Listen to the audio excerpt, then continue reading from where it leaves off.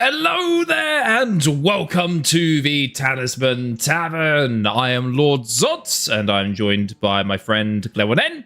If he could say hi. Hello there. Hello there. I'm Glenwonen, and we're here playing a little bit of Talisman this evening. We're doing a bit of a cooperative adventure, I think, aren't we? Ooh, I think we are. That's pretty cool. We don't really do a lot of co-op on the Talisman Tavern, even though we are very friendly people and we do love a good time. We try sometimes, but it always ends up kicking each other in. But in this game, that's going to be a little bit more difficult. A little bit more difficult, just a little bit, tad, a little bit. Yeah. But what else have we got lined up? So we've got a game, and we've got some videos. We've actually got some videos lined up. A couple of videos. Yeah, we actually lined them up. We were prepared. Gods, we actually were prepared. So we got 4 videos, not very long videos, but, we'll probably start talking about them while we're watching it together, getting a few of your opinions. And and that will probably drag it out for about an hour, I would say. And if you can hit about an hour, Mark, that'd be great, because then we can get on with the game. Nice. Okay, sounds good. That sounds pretty cool. So, folks, if you're joining in or if you're watching after the stream, welcome indeed to the Talisman Tavern. Feel free to get yourself a drink, grab some popcorn, take a seat around one of the many round tables in our fine establishment. And I think we'll crack on in just a moment. Yeah, just don't go into the dark corners, because no one ever cleans there. No one cleans. It does smell a little bit like old, dirty, sick. So we're just not going to go there. We've had goblins. We haven't had any orcs, because obviously orcs don't exist in Talisman. We've had ogres. And it's quite frankly, it's a bit disturbing. So we every now and again we are visited by a few ghosts as well. I think we're probably the most haunted tavern in the whole of Talisman. Probably one of the most haunted. I think so. You might also find like a Harrison Ford there with his wiki friends. So I mean, if you find that, you're gonna have a good time. But otherwise, that's probably just not really worth the risk if you got piss and other stuff going on there in the corners. Yeah, I don't want a giant dung in the corner. We should clean it up, shouldn't we? I don't think we've got any money there. But we don't have a cleaner, so we are going to send out a little application form. If anyone wants to be the cleaner, then what do we pay? Oh, I don't even pay you. So we pay in Fate, I think, don't we? Pay in Fate. Fate, Fate and gold coins. Well, no, we can't give them the gold coins. No, gold. We want the gold coins. Yeah. Just give them the Fate. We don't need Fate. No, we don't need Fate at all. Yeah. Fate is useless. Yeah. It's useless to us. Yeah. And so what have you been up to this week then, Lord Zods? What have I been up to? So I've been working on stuff. So we got like 2 videos in the pipeline of the can. I've been working on one of those. It's going to be our next Quest for Guest video. It's going to be episode 9, and we're aiming for a release. I would hope to see this at some point this weekend. But unfortunately, life has thrown a few hurdles, and so it might take a bit longer for that to come out. So if that's the case, then we'll push that back to next week. We do also have a leprechaun based video between Glenn and I. That might be done a bit quicker. In fact, that might even be done before the Quest of Guest. But my advice is just stay tuned. Just keep an eye on things. We'll let you know when the video is going to come out. You can have your buttons pressed for that. So, recently we released a couple of other videos. We released a nice little short, a little unboxing video for Talisman Alliances Fate BEckons, which I did. And that was a lot of fun making that. So, did that in preparation for potentially next month or the month after. I think Alliances gets released via Nomad Games in about a month and a half time, if I remember correctly. Not sure. It could be a lot earlier. I know that July 10th is the digital release. Oh, it's July 10th then. Okay, cool. So 2 weeks. Wow, 2 weeks. 2 weeks. Not long at all. Yeah. Yep. Pretty crazy. Yeah. Okay. Think about it. Well, and so I mean that does mean that we're going to be playing. We're going to be playing that game. To be honest with you, I think that's what we're going to be doing, isn't it? Yeah. Oh no, we're definitely going to jump into that. We're going to make some videos in that. We're gonna guide you through this Alliance's experience. I mean, Glenn's already had somewhat of a little tester, haven't you, Glenn? Oh, well, I bought it, obviously, so I managed to get it out of its box, play it with a bunch of fine folk down at the local board gaming grid. They absolutely loved it. It was such a good game.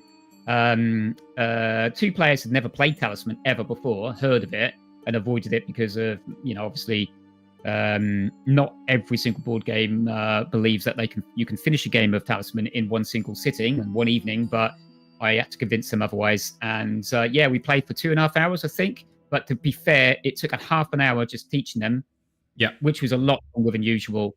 And then we had a lot of stops. And also, more importantly, we were having so much fun, and we were just around and turns, talking to each other, strategies. So it went on a lot longer than, say, it would do if you were playing a digital version. Digital version, you could easily get through one of them games in an hour, easily, I reckon.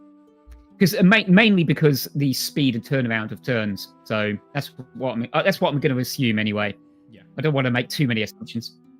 Yeah, not too many assumptions, I think. But you're right. That sounds pretty awesome. I think that's kind of what we're going to be expecting from the games going forward when we actually get round to them. Once it comes out, of course.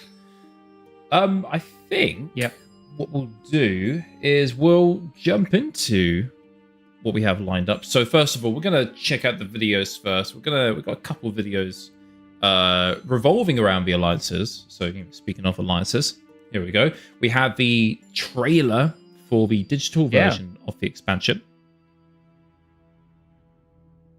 Yeah, we're going co-op heavy on this evening since it's only, like Lord Zod said, 2 maybe 3 weeks away from it being dropped. Things get pushed back every now and again. Obviously, Alliances has been out for a good 9 months now, I think, maybe a little bit longer. And so it was a bit late for me to get a hold of a copy, but I figured some people have been saying it's a good game. I checked out lots of different videos and read the rules before I even bought it and thought, you know what, I think it might be quite good, the game. Not pleasant. It's not that I was pleasantly surprised, to be fair. I knew I was going to enjoy it. I was actually way more enjoyable than I even thought it could even be. So, looking forward to playing a few more games of Alliances. We might even get one done this weekend, Zods, might we? Ooh, potentially.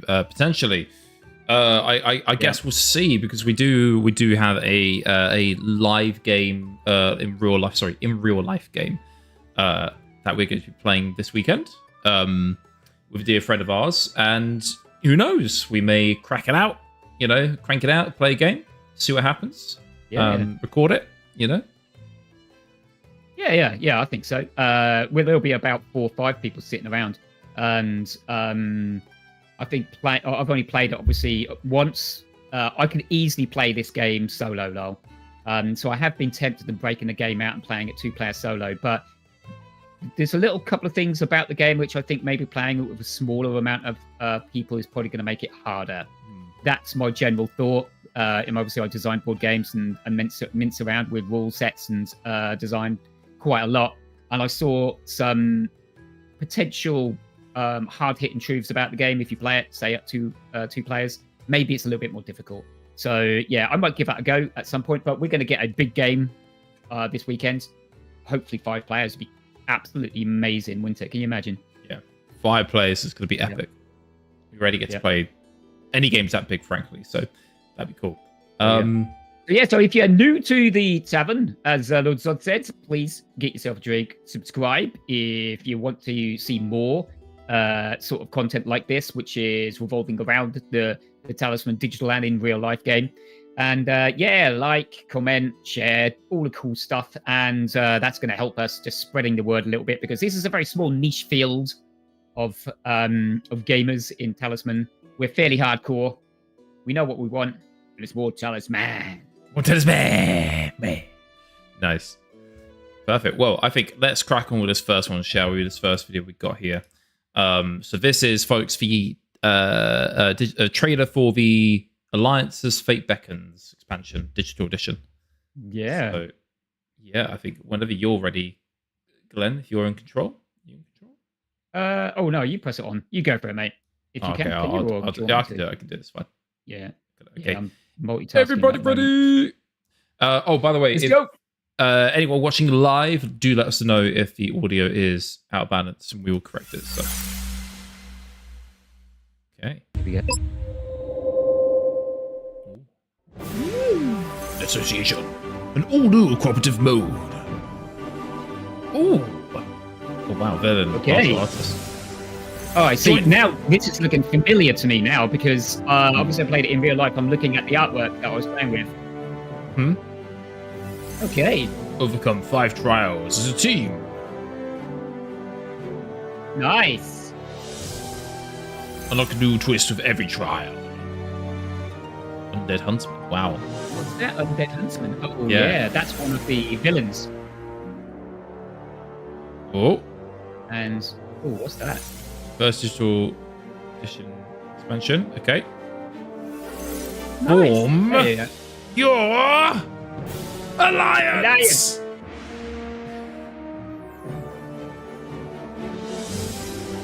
Nice.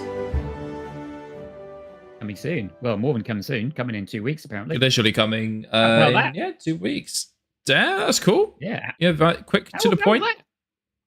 Yeah, That's yeah. nice. Yeah, I know. I hadn't actually watched that, to be honest with you. I know we should be watching this kind of stuff a little bit more. Oh, what's going on? We're going to watch it again. Well, it's fine. We can move on to the next one. What's that? Non-spoiler unboxing. So, is this your video, Victor Glenn, or is this another person's video? This is Ash Quest. So, Ash Quest is an incredibly entertaining content creator. Creates a lot of content mainly around Hero Quest, hence Ash Quest, and by all reckonings, I think he is quite the designer of new quests for Hero Quest. Lots of fan made kind of material, but to be honest with you, he's like a mega fan, so he's in a different league. He knows lots of people who does this. His channel is doing incredibly well. I think he's got about 7,000 subscribers, and he gets lots of views for his content. It's bloody well made. He seems like a really nice fella. He dives deep into he dives really, really deep into Hero Quest. However, he has a little bit of a fetish for anything like this, including Talisman. And I think this must be about 9 or 7 months old, this particular video. So it feels like we're arriving to all of this really late in the day, Zods. We're kind of like, we've had other things Late to to do. the Like, party. try to build, you're always late to the party. Always, but everyone's always waiting for us. So the party never really starts until we like get that. there, Zods. But, I like people wait for us. That's pretty cool. I think let's crack on with this, shall we? Now we can get the party started, right? Anyway, so Ash, so I'll be looking forward to watching this. I think I might have watched this way back, nearer the time when he actually released it. Nice. But I haven't circled back to it since I've unboxed my very own Alliances box and played it as well. So now I understand a little bit of the rules. Now I have a actual firmer feel for what the game is like and what potential it has. So yeah, looking forward to this. And of course, afterwards we'll have a choice on if we enjoyed it or not. I'm sure we will. But if we were loving it, maybe we'll go on to his next video where he does the same, but he goes a little bit further and deeper into the box, which is going to be full of spoilers. So if you're out there and you're a little bit sensitive to spoilers, which are over a year old, then highly up to you. You can turn off, make yourself a cup of tea and come back later. But anyway, I think this is about like 15 minutes, 7 minutes. 15 minutes. I don't remember how long is this video? Oh, 13 minutes. 13. Should we give it a go? Let's give it a go. Yeah. Let's give it a go. Okay.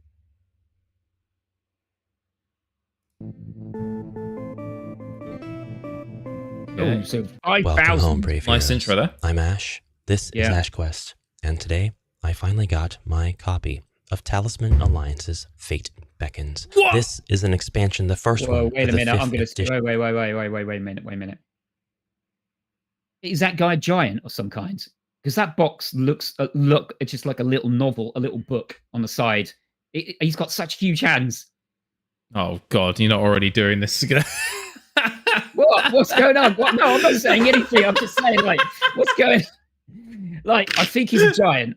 or at least half giant, something. That's what it looks like. Because I think the box is quite big. I'm just too small. Never mind. You got quite Carry small on. hands, to be fair. I mean, my hands are quite big, so they're probably about the same size. I think I probably got the same size hands as his. I reckon. Oh, mate. Yeah. Yeah, you know. Yeah, he's got small hands, folks. It's good information to know. Yeah, just need to bear in mind. It is. Yeah. They're very soft. Okay, they don't need to know that, but cool. Let's continue. Cool. Edition of Talisman, and it does feature co-op gameplay, turning what was a competitive experience into one that is purely collaborative as you work out means to achieve certain objectives with one another. We will unbox and present this, but you're probably aware by now that this comes with legacy content that can be unboxed within the box itself. And thus, some things should be kept spoiler-free for those of you who would rather make sure you preserve the surprise for yourself in the playing of this game. You see, the boxes within, and we'll get to this in just a second, are unlocked as you achieve certain goals. This is in the vein of other legacy games like Betrayal at the House on the Hill, I think it's Widow's Walk, and Dwarf Romantic. So there will be two versions of this unboxing, or rather a second video that goes through and shows you the contents of the additional boxes within here. That video will be heavily disclaimed before it even begins, so there will be no risk of accidentally spoiling yourself. We'll unbox this box, and we'll read all of the surface level content, but we will not open the additional boxes that have to have the objectives completed from playing Talisman Alliances Fate BEckons. Anyway. Now, before I begin, I do want to say that it's really cool to see a collaborative expansion. This is something that Avalon Hill has managed to pull off that hasn't been done before. All Look how of the different D&D expansions that have come. That looks in the branding. Oh, yeah. Like very D&D. Actually, you're right. The font is very D&D, isn't it? Right? Font is very D&D. The red labels. Yeah, it does. You're right. It's like they really are. They're definitely chasing that, aren't they? Down. Yeah. Well, I think that horse has sailed. I think it's I think the focus is now on other systems. But yeah, a horse has sailed, folks. The horse has taken the rafters and is off. He's off. You got sailing horses. We've started already. Dude, drink. Dude, warhorse, seahorse. Right. Seahorse. That seahorse has sailed. No, seahorse. Actually, got a war in the game. You could have got away with sea dog, but not seahorse. No. Like, no, in the game, like Talisman, warhorse, right? Imagine you have a seahorse. A seahorse, but it's just like there's no sea. It's just a river. Well, it's a river, but you can. You're talking about a sea expansion. Wow, can you imagine that? I mean, the whole of the board. I mean, seahorse fat, but also just seahorse. Like a horse fat is proficient in the sea. So right, that makes sense. Yeah. Yep, there you go. You heard it here first. That's what's happening. Make it Avalon Hill. We're waiting. It's my first expansion, folks. Yeah, that's what we're doing. Yeah, don't worry about it. They'll be knocking on your door, mate. Honestly, they'll be knocking on your door. Would they appreciate it? Yeah, of course. Yeah, I think so. Yeah. Threatened the players in a collective way for sure, but it's never really been a matter of achieving different objectives to win as a whole. And there is a story with this. There is additional lore given to the Talisman universe to flesh out why these characters, who would be sworn rivals in any other play session on any other day, would want to come together to save the fate of the realm. The people...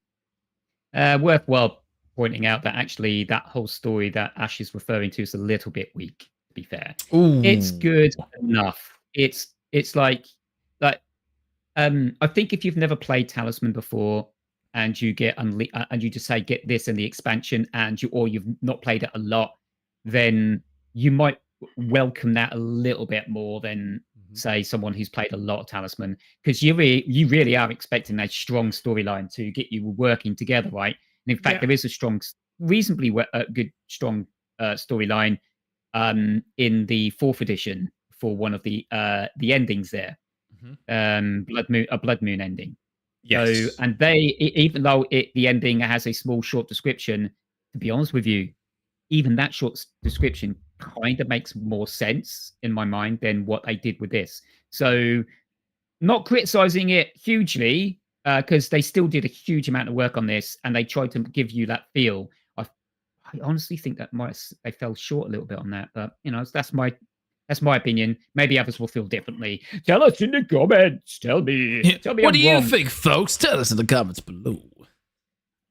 Tell us why Glenn 1N is so goddamn wrong. In charge at Avalon Hill of writing up the lore to make these mechanics make sense from any sort of explanatory perspective. They are the real MVPs. And so we check out the UPC on the side of the box for anybody that needs it. And the back of the box, join forces with your fellow players to take on 5 daunting trials in the first ever cooperative expansion of Talisman. Reveal unique mystery figures as you conquer trials. That's all the flavor text we get. We do get a little bit of a teaser of the pouches that come with the game, and the pouches contain additional cards and things as well.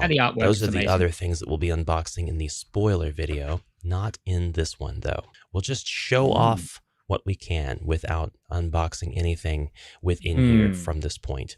We do get a nice, friendly, stop! Don't open anything from this box. Read the below to begin the game. Choose your wisest player to read the below text aloud. I'm the only one here, so by default that makes me the wisest. Gather ye round and listen, for we have precious little time. A great corruption has befallen the lands of Talisman. Look to the champions beside you. Though you were once sworn foes, eager to sabotage one another in your unrelenting quest for the crown, you must cast such ambitions aside. The fate of the world is in peril, and only if you band together as one do we stand a chance against... Right, so... when I played the Alliances, the in real life game, okay, I was playing with. Oh, let me just see what they go. I was playing with Lewis. You remember Lewis from yeah. And we doled out all of the character cards. So there was 4 of us, and so we got 3 each because it's 12 characters. And then we said, look, everybody, you got all your characters. You get to choose one of those characters. It's all cool.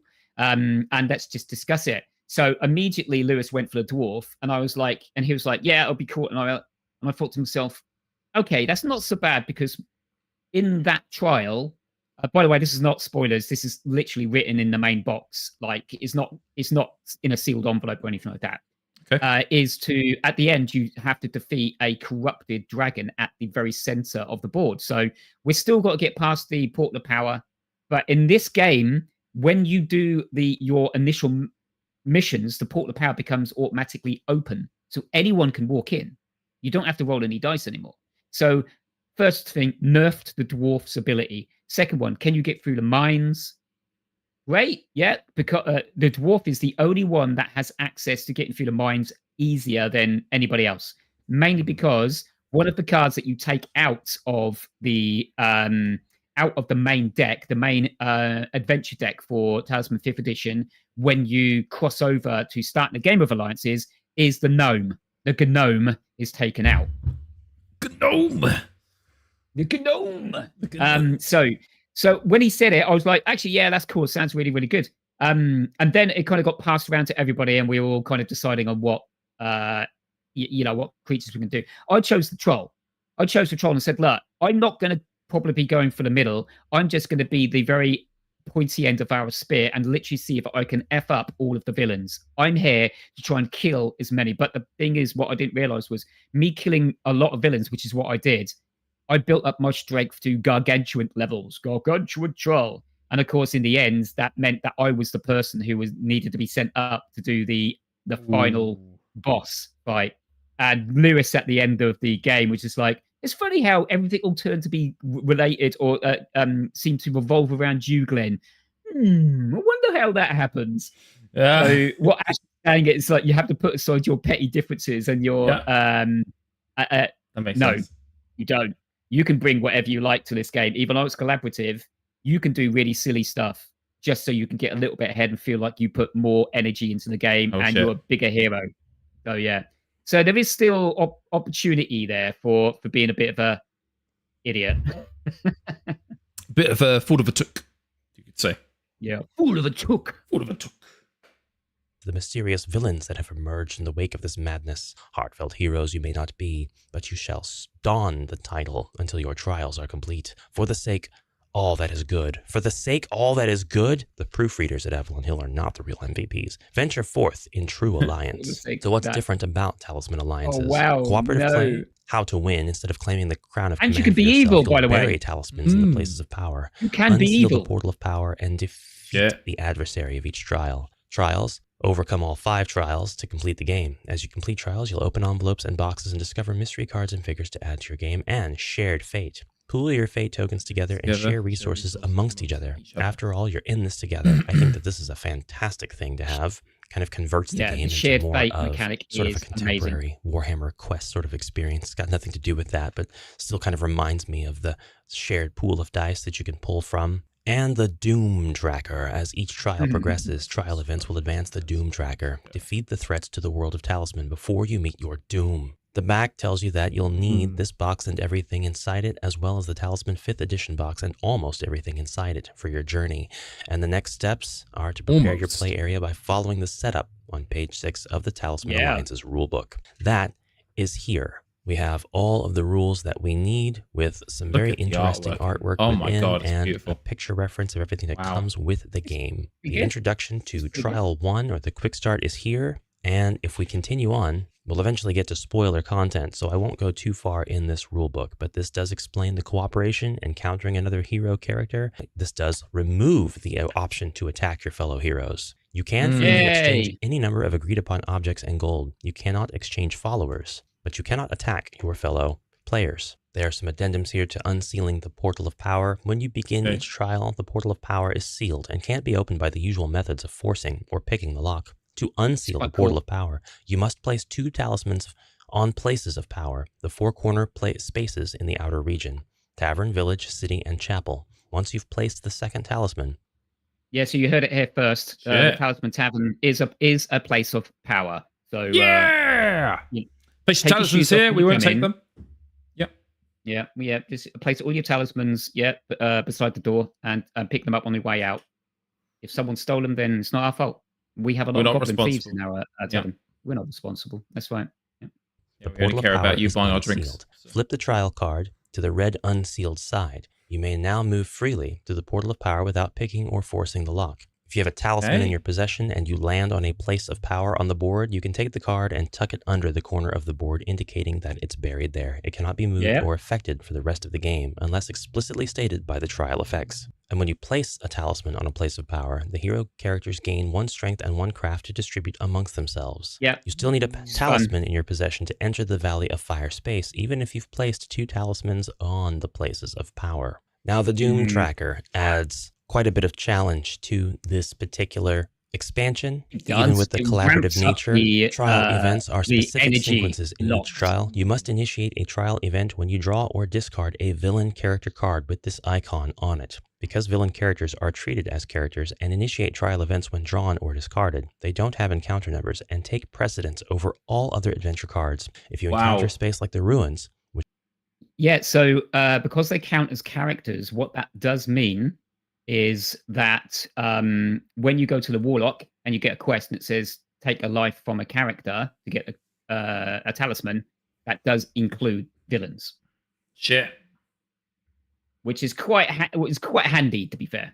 So it can be quite handy, actually. Which requires you to draw 2 adventure cards, and you draw 2 villain character cards. Simply place the cards in their starting spaces and initiate trial events in the order you drew them in. The Doom Tracker is very aptly named, however, because it does track as you do draw or discard villain character cards with this icon on it. And as you go down, you'll notice that there is a number on the tracker that goes further and further up. It tells you what effects are in place and how much additional strength and craft to add to villain character cards as you place them on the board. Advance the Doom Tracker when a hero character loses their last life and when otherwise prompted, usually by a trial event. You can eventually reach the Doom space. At the end of your turn, you will lose 1 life and you cannot heal or gain life. Obviously, you don't want to get to these bottom few spaces, and you definitely don't want to get to the Doom space. This is a coming into clutch situation where your characters are sure to die unless you are already in the last dregs of the game, trying to race towards the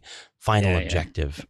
If the tracker is on Doom and you lose your last life, you die and are eliminated from the game. You'll drop objects or followers in your possession on your current space. If the portal of power has been unsealed, you no longer place the top card of the adventure So you can deck actually win into the solo. discard pile at the start of an eliminated player's turn. The rest of this manual is going to be spoilers, what happens, so you what can you win read solo. when you Maybe that should be one the of the first trials. trial. And what you Yeah. what you need to do before beginning the second trial. So we'll That would be so crazy. the different tiles that come with this.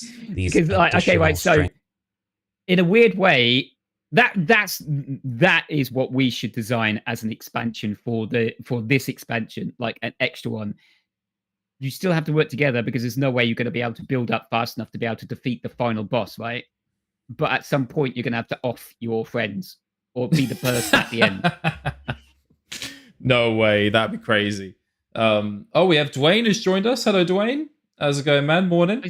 Dwayne's in the house. Hey, hello, Dwayne. Hey. You're doing good. How are we? Yeah, we're doing all right. We're doing all right. We're sort of, we're going to do a cooperative game later on, Dwayne. So if you do come by the channel a little bit later, but we're getting all ready and genned up on the Talisman Alliances game, ready for when it drops in a couple of weeks' time on the Bio Nomad.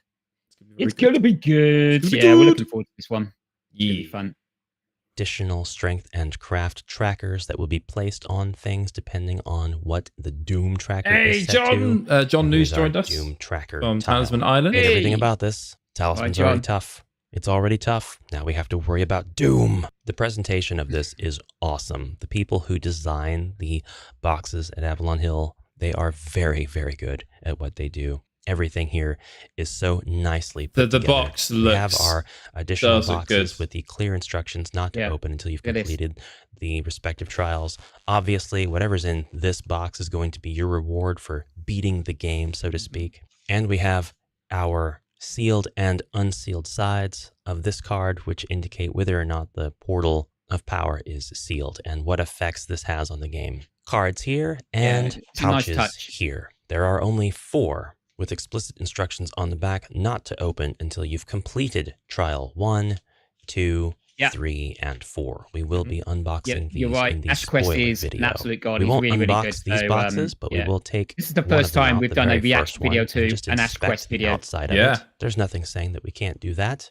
We have, again, he doesn't do a huge amount of Talisman on all 4 sides. Instructions not to open until you've completed trial 1. Cube has more than 4 sides. Ash. I love the 2 fails in it's pretty good, right? seconds. Boxes, yeah. I start reverting to calling these things vectors, fresh out of my game dev videos. I think we can open these cards without any risk of spoiling anything. We have adventure cards and we have spell cards. The adventure cards consist of a few events and a lot of what this game calls villain characters, with plenty of Doom Tracker icons to indicate when you should progress the Doom Tracker. Great. Here's an example of such a character, the Renegade Knight, a villain character. Already has a strength of 5 and a craft of 4, a move of 4 and a life of 1. When you place this card on the board, give the Renegade Knight a sword and helmet from the purchase deck if available for them to use in battle. Upon defeat, they drop any objects they carry. Collect this card as a trophy. The starting space is Castle. Great challenges await you. I'd like to look at just one of the event cards, the Vow of Sacrifice. A sacrifice is demanded. You must either advance the Doom Tracker 1 space or lose 2 lives. You make your choice. Discard this card. Great. Now we'll look at one of the spells. No pressure. Give and take. Cast immediately after another character rolls a die. I love this spell. You may set that die to any this side spell of your is choice. amazing. In exchange, lose 1 life. Kind of want to look at one. Wow. So that's pretty cool, right? There's a couple of other events in there, one event I'm thinking of, which I can't remember. It's gravity something or whatever, I think. It is an absolute nightmare. I'm thinking. Actually, no, wait a minute. Let me think. No. I didn't know because we couldn't have got it. Nah. There's a lot of events in there which do crumbs. What do? They give you a choice. So either lose 1 or 2 lives, or advance the Doom Tracker, or do basically it's a bit of a harsh choice to make. So there is some real nasty little cards in there. Yeah, that looks this looks to be quite a bit different. as you were saying, from playing the standard game. For sure. Oh yeah. For sure. Yeah. More spell card. Out of all the spell cards that are here, I don't think that's too much of an ask. Phantom Servant. Look at this little guy. Look at him. He's so funny. Cast at any time during your turn. Transfer one object or any amount of gold from one willing character to another. Love that. Love that little guy. All right. And that, more or less, is the spoiler-free version of this unboxing and presentation of Talisman Alliances Fate BEckons. Obviously, we didn't go through the whole rule book. We didn't go into the finer details of how to use this with the game system. I feel like an explanation on villain characters, though, is warranted. The villain characters are going to be a big part of your gameplay. Villain characters are powerful creatures that have been warped by the corruption of the world and viciously attack any hero in their path. When you draw a villain character, place them on the starting space listed on their card, and add strength and craft according to the dude Thanks for joining us. They do really not nice, attack really nice any hero characters that happen to be on that space. But when the trial event is initiated, they'll move clockwise and attack any hero characters they land on during their movement. So this is almost going to be like an AI-controlled individual character that goes around the board and attacks your heroes.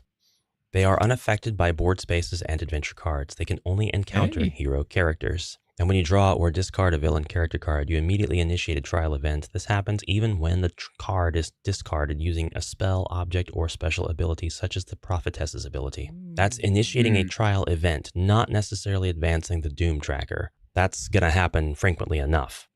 And villain characters can start out in the outer region and then actually move into the middle region via the Sentinel Bridge. Ugh. Will you be able to cast aside your differences and answer the beckon of fate? Will you be able to form an alliance for the talismans? That's it for this video. Thank you all so much for watching, and stay tuned for the spoiler video. You may find that there are some very interesting things in these boxes and in these pouches that could inspire you to create your own rules, homebrew, or further pull you off the fence if you're still not sure, for whatever reason, if Talisman Alliances is not for you. Have a fantastic rest of your day. I can't wait to see you in the next video, and bye for now. Yeah, so chat, if you've been listening to that, hopefully the volume levels are all good. You can hear both Zods and I and Ash as well, or whatever videos. Just let us know if there's any trouble there, and we'll see if we can mess around with it. So, if anyone's left in the chat, what are you doing this evening? What are you doing this evening, or are you doing your accounts at the same time? Oh, what's this? Oh, yeah, this is the next one. Spoiler one. Yeah, okay, right. We'll give this a couple of moments because we need to give people a chance to disappear off if they're gonna disappear. True. Yes. Yeah, if you haven't bought Talisman Alliances Fate BEckons yet, or you're not even planning on doing it, you're just going to be playing it digitally in a couple of weeks when it drops via Nomad, then what's happening next is I'm watching the Legends earlier, Talisman Tavern bathrobe boys. We can't wear our bathrobes at the moment. It's way too hot. We are, as you can tell by our beautiful accents, we are based in the Britannia Isles, or UK, formal term. And it is currently summer, so we're getting quite the heat wave, to be fair. Quite good weather, but unfortunately when you're stuck in your little rooms in traditional brick buildings with no aircon at all, it becomes quite a struggle, to put it lightly, sometimes, especially when you have a bathroom gown on, which is very good at trapping in heat. So we have humid heat over here in the UK, which is really uncomfortable heat. Something to do with where we are in the jet stream, or the fact that we're an island surrounded by water. But even a slight raise in temperature feels quite uncomfortable. Feels quite sweaty, quite sticky, quite all the things. Yeah. As soon as you move down somewhere like Spain or Tenerife or those places, like dry heat, that's lovely. That's good stuff right there. Yeah. So Talisman Islands, John's saying we should get some silk ones. Oh my god, can you imagine? That'd be quite cool. Silk ones? What? Yeah. Silk. Yeah, how much it costs? Like £1,000? Well, you wouldn't be able to wear anything underneath it, because if you double layer up, then you're absolutely ruined. So we should maybe think about investing in some Talisman silk robes or something. Maybe just some air-conditioned bathrobes, Yeah, air condition. Yeah. Get them from Temu, he says. Wow. Temu. Yeah, I can't. Temu. I cannot open my goddamn phone without getting an advert from Temu or whatever. Come on, man! It's so cheap. Just do it. Come on. They're just friendly drop shipping businesses. They're not gonna. They just want your money. It's all good. Don't worry about it. Yeah. Right. Okay. So we do have another. We do have another video from AshQuest. You'll be getting it 6-inch. Oh, I wonder what he was bloody saying here for a minute until he put that action figure in there. He was going like 6-inch. I'm like, Jesus Christ! Come on, John. What's going on? But his action figure, nice. I like it. Yeah, we could get an action figure going on. Yeah, but we're going to be potentially. We have spooled up, and we're going to be playing AshQuest's second video in this series on Talisman Alliances Fate BEckons. But it is full of spoilers. So I'm not entirely sure whether even Lord Zods has seen any additional content, but I have seen a lot of additional content for Alliances anyway, because I watched all of these videos, or I've been watching all these videos for quite a few months now. I just, for some reason, I don't know why I didn't watch Ash's ones. I might have watched them a while back, but it wasn't part of my recent purge of watching these videos.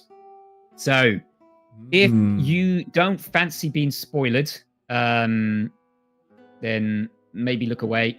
And perhaps not look watch away. Yes, perhaps. Yeah, but keep it running in the background because we want people watching. We want people watching. Yeah, no, of course. Don't go too far. Don't go too far, but don't get too close if you don't want to. So yeah, give me 20 seconds. I'm just going to put another little bit of beer in my little tankard. What? Yeah. Just give me a second. Oh, look at this geezer. Right. Interesting streamer Zods isn't taking part. Ooh, wow. I mean, who knows?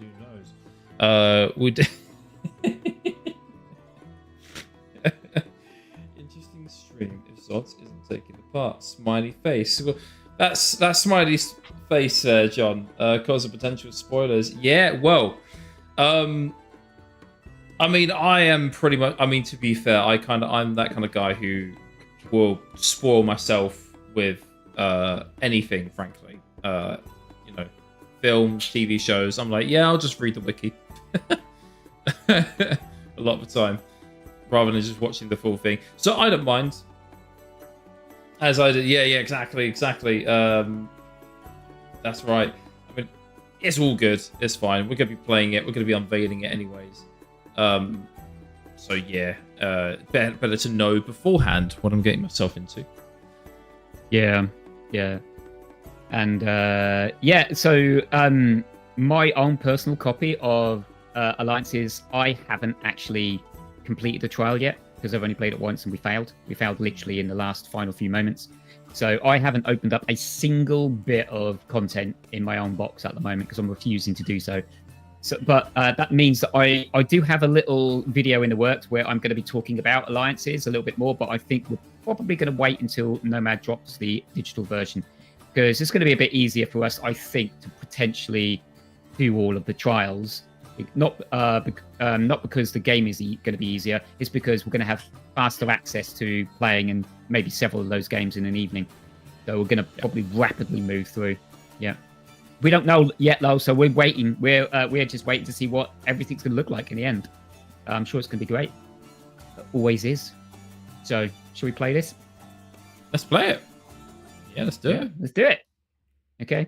If you don't like spoilers. If you don't like spoilers, turn away now and come back in about brave heroes. 20 minutes. I'm Ash. This is AshQuest, and today we are going to uncover the pieces of Talisman Alliances Fate BEckons, the first collaborative. He's got a good mic, hasn't he? The first he has got a good mic for Talisman 5th edition. Yeah. Be warned, I already have an unboxing video for this expansion. And now he's either got a mic that you have on your neck collar, one of those. Yeah. Or he's got one of the big studio mics that are plugged into an actual DAC, and that he's edited that way. I was watching one of his videos literally this afternoon, and all about HeroQuest and his rig, his setup for how he videos his games. like his live play games. I don't know if he does live play games or maybe he just does games and edit them. But it's this rig where you can potentially put all his cameras pointing in different directions at the board while he's playing. Mm-hmm. It's pretty solid setup, to be fair. It's quite nice. Yeah, if you haven't, I'm sure most of you guys and girls here in the tavern at the moment have probably seen AshQuest's YouTube channel. But if you haven't, get over there, watch a few videos, subscribe, like, share, because if he's going to do some Talisman content, then yeah, we want to see more of it, right? Let's keep him going. Let's keep it going. Let's keep it going. It's a good video so far. That video is the non-spoiler version of this, getting to exactly this point after showing off such elements of the game as the instruction manual, the opening flyer, and the cards that you add to your game immediately before beginning the very first trial. We looked at and explained the Doom tracker system and villain characters, as well as the overall collaborative nature of the game. But we did not open the contents of the 4 pouches or the 5 boxes because these are only to be opened when you have completed the Well, I'm going to talk a little bit about actually very, very quickly before I forget, because I'm probably going to forget this. There's a little bit of game design. Now, I don't know if I've done something wrong during the game, but if you notice, there was a whole bunch of counters which had 3-3, 2-2, 1-1, 5-5. Basically, as the Doom tracker gets lower and lower, you place these counters on the villains, just so that you can add that amount of additional strength and craft to their attacking abilities and their battle strength and stuff like that. Mm-hmm. But when we started doing it, I was like, why are we doing this? Why have we not just got a global one that we just stick in the middle and remind people? Why do we have to put it individually on every single villain? And it made me think that I'd done something wrong because they had so many. It's like, oh, maybe some of them don't add it, or you only add it if the villain was already on there. But no, you add that strength and that craft for every single villain that's on the board currently in use, even ones which arrive later in the game. So you just need a global one. You don't need to, and that's what, even though it's done okay, don't get me wrong, you're still placing the cards on the board and you're placing these things so it reminds you, but you could have a global one. You could easily have a global tracker, couldn't you? Anyway, just have a global thing. Global tracker. I can't see if there's no point in having individual ones, then why have them, right? So just do a global. Oh yeah, but it's just more busy work. You have to take them all out, place them, and there might be 4 bloody villains, mate. And it makes the game more expensive as well. Yeah, it makes them more expensive, and also all of them are red, and they tend to disappear into the board because they're red. Like, you have to really look at them, you know, because anything red and yellow on that board just gets camouflaged. So there you go. Damn it. Again, let's crack on. Back on, shall we? Listen to it. Let's trials in Talisman Alliances. There are 5 boxes to open to be opened upon completing the 5 trials. Place and how much additional strength and craft add to villain character cards as you place them on the board. Yeah, exactly. Yeah, the Doom tell you what effects are in place and how much addition. You're right. You're absolutely right. The only adds the plus tokens when they get added. Yeah.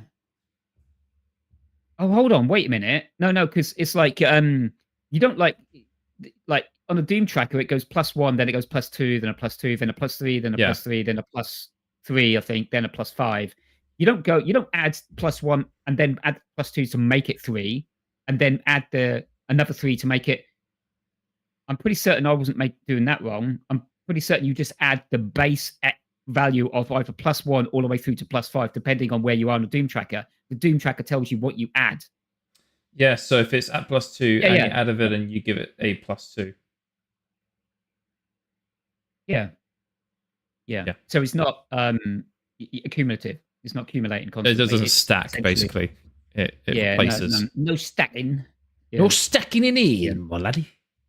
If Doom Tracker then changes to +3, next villain villain would get +3. Oh, the next villain would get +3. The next villain. So not any current villains on the board.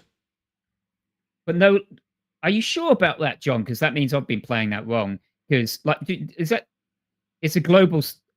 Right. So what John's saying is I was doing it wrong. Okay, that makes sense. Yeah, it's in the rules. Yeah. Okay, so yeah, it's new villains. I'll have to check that out. Okay. So maybe that's why your team lost in that other game. Hold on. Let me think. It probably no, because when you discard one, it moves up. When you get one, it moves up. So only at the point of you adding a villain does it get that additional one. So all the other villains stay with that +1, that +2, or whatever it was before, but never go up. They never raise.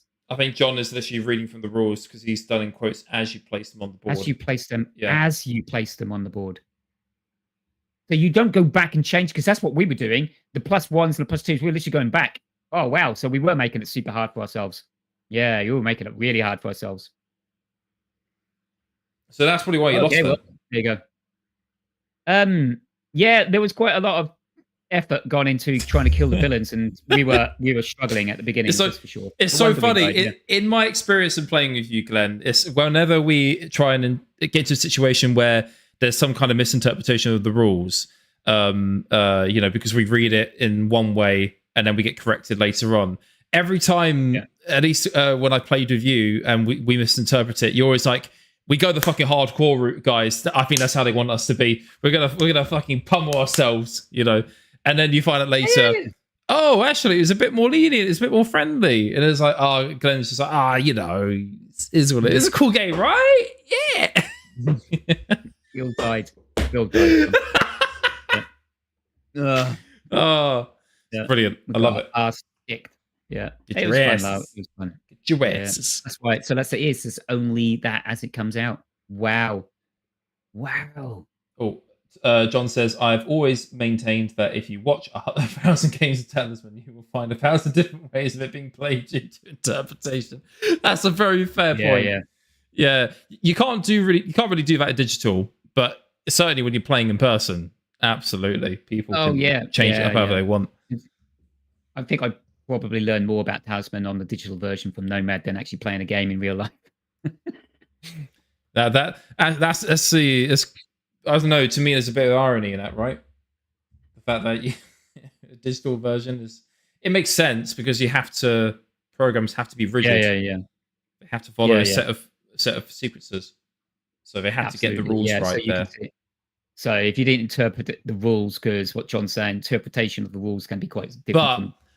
But as we've seen in a previous episode, I can't remember which one it is now, probably a few months ago. But as we've seen, a game like Talisman, which follows the rules rigidly in the digital version, isn't always a good thing, because I ended up getting stuck in the city and being literally soft locked on a tile of the city, and I was unable to progress in the game, all because of a weird scenario where an encounter card came up, where basically on my next turn, as long as I'm near the Storm River, I get teleported to a certain space. However, something else happened on that same turn, which caused me to get moved into the city.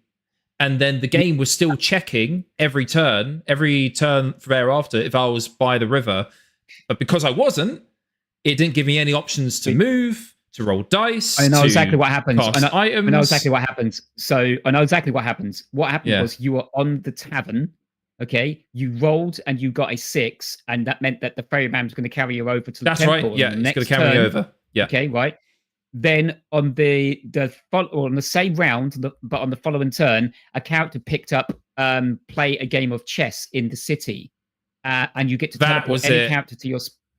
And you got teleported, and the game got confused because essentially, even though you don't actually have to go to the ferry, you go to the temple, you can roll a dice. The game literally went and spazzed out, completely spazzed out, and left poor old Zod on place, couldn't move. And I think it's because it conflicted. It was trying to say, well, you can roll and move, but you can also move to the temple, right? But because it didn't have the ability to move to the temple, it literally removed all movement. Basically, is what happened. For whatever reason, because you should get the choice to either roll or move to the temple, regardless. It's just weird that the game, because it didn't have the other option, because I wasn't next, on the right space, but it just didn't give you the option to roll as normal. Yeah. It just said, end your turn. And I was just stuck. And I remember was it because I think we were playing with Dwayne in that game, and he was just and I remember him saying, "Well, look, technically the rules are correct," and it's like, yeah, but dude, that's an example of rules being followed to the letter that results in a really bad experience for the player. Yeah, like me getting stuck in the city like that. Like if I came round on a weekend to play in person with people, and we followed the rules rigidly like that, and I ended up getting stuck for the rest of the afternoon on that space, I may as well just go out, grab myself a pizza, do a hike, anything else at that point, right? Yeah, to be fair, we would have interpreted that as we would have corrected that. It says in person, we would have fixed that.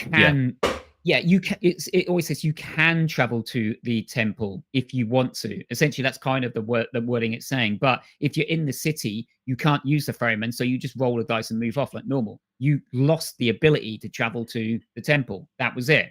That's what should have happened. But yeah unfortunately, the game went. And digital was like, and couldn't figure it out. But cool. Yeah, there you go. So that is an example of rigid rules. It's good to have a bit of flexibility. Basically, good to be a bit, house ruley. If that makes sense. Yeah. And cool. 4 pouches to open upon completing trials 1 through 4. Doubtless, these will add additional challenges to the game. But this is your last chance to turn back if you don't want to be spoiled on the contents of these packages. Here we go. Now, before I go into any more unboxing, I do want to say, for those of you who appreciate having your legacy games put back together, one of them is going to be about one of the trials, so that they can be discovered anew. It's going to be about converting everyone to Christianity, following Jesus or Christ. by a new owner. Talisman. It's going to be what? Sorry, I didn't catch that. One of the trials is going to be about everyone trying to convert the whole world to Christianity and follow the Lord Almighty Jesus Christ. Oh wow! I mean that. Yeah, I mean, I got a hunch. Are we going to see all of them? Well, we'll find out when we. So we're now about to find out what all the trials are, aren't we? Are we not?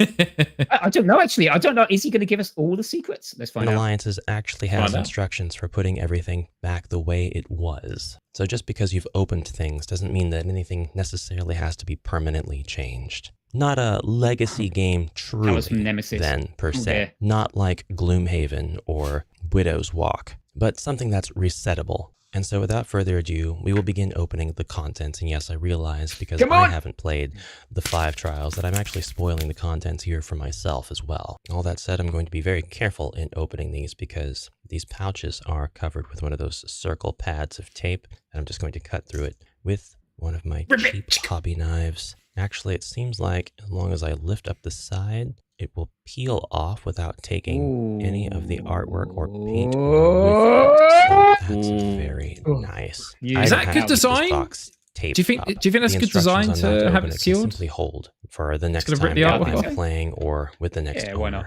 Now that's it. This is your last chance to turn around and not see any of the spoiler content from this unboxing. If you see the generic, normal unboxing of this, that's all you need to see to be able to start playing this and not be spoiled. I've done a little bit of that recently when I was unboxing the that box as well. There's a sound of it ripping off. I thought that was quite cool. And it looks like we've got a few cards, a new sealed, unsealed card. 3 adventure cards, one of which is a villain card, the Steward of the Glade. This villain character is now going to be roaming around the board. And we have 2 events, Infectious Wrath and Ancient Cairn. Infectious Wrath is a terrible event. Each hero character with a talisman in their possession loses 1 life. The Ancient Cairn, however, makes up for this by allowing you the chance to gain a fate, gain 2 fate, or gain a talisman. But the Cairn is also a pretty terrible place if you roll low because you could lose a life or advance the Doom Tracker 1 space. Oh my God. We also get the Will of the Wisp. This is a new character that you can be in your game of Talisman. Wait a minute. You can start at the chapel. Yeah, she was. This character is featured in the trailer. A fate token.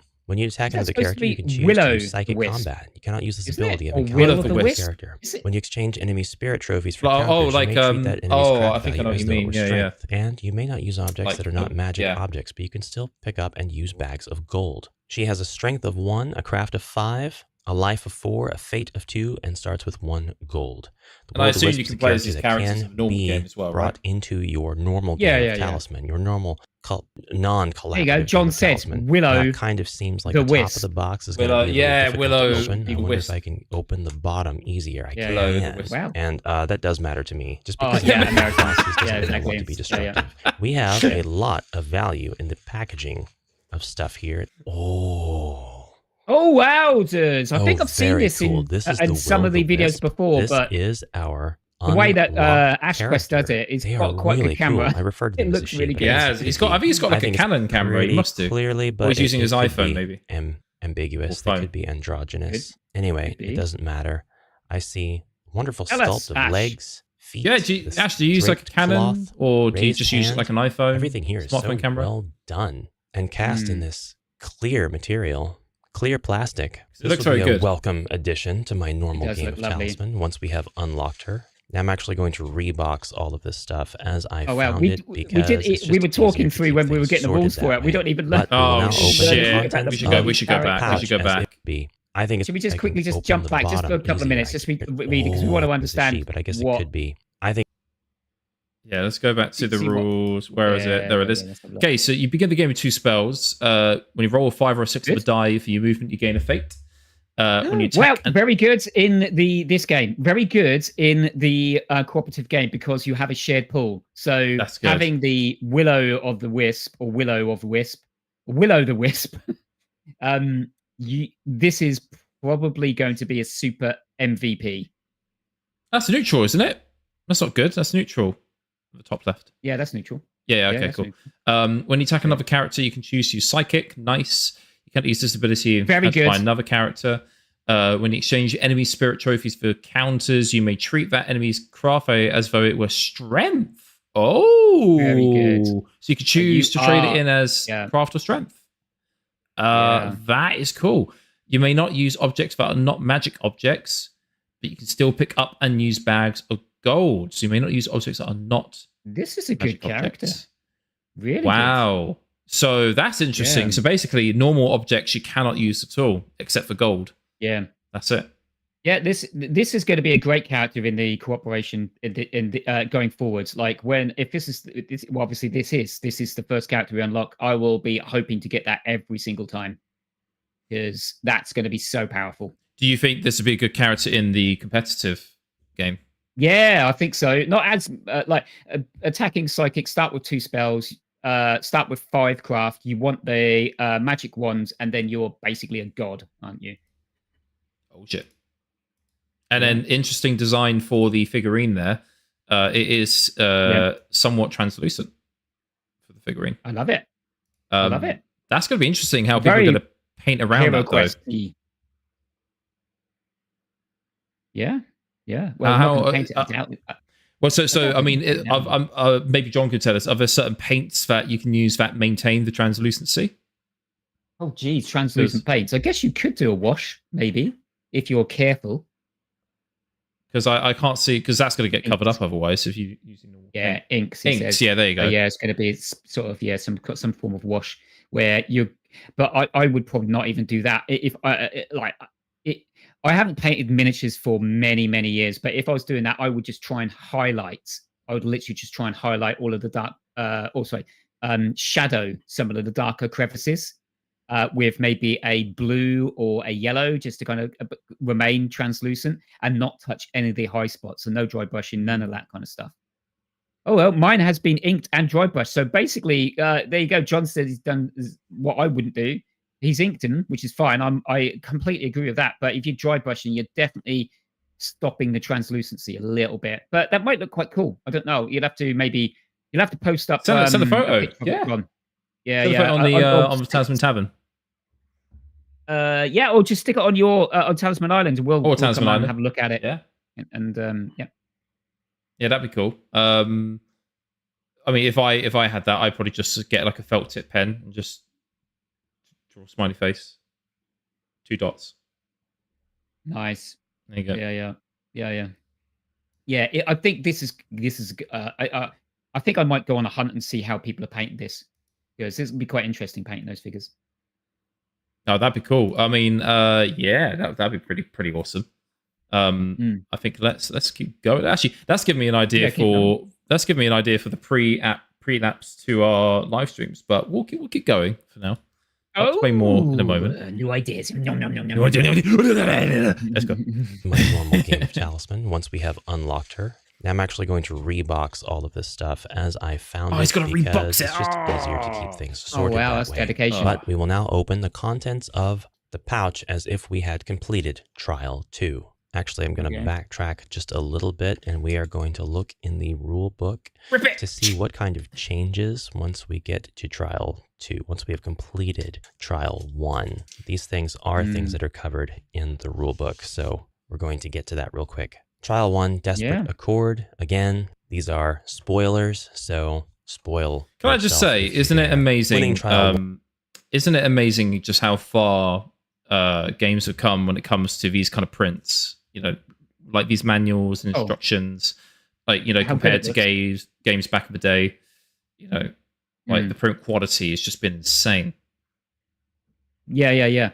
Oh, I've just been sent, looks like very quickly, just to cut in, it looks like we have a picture of John's figure. Oh, here it is. Oh. Okay.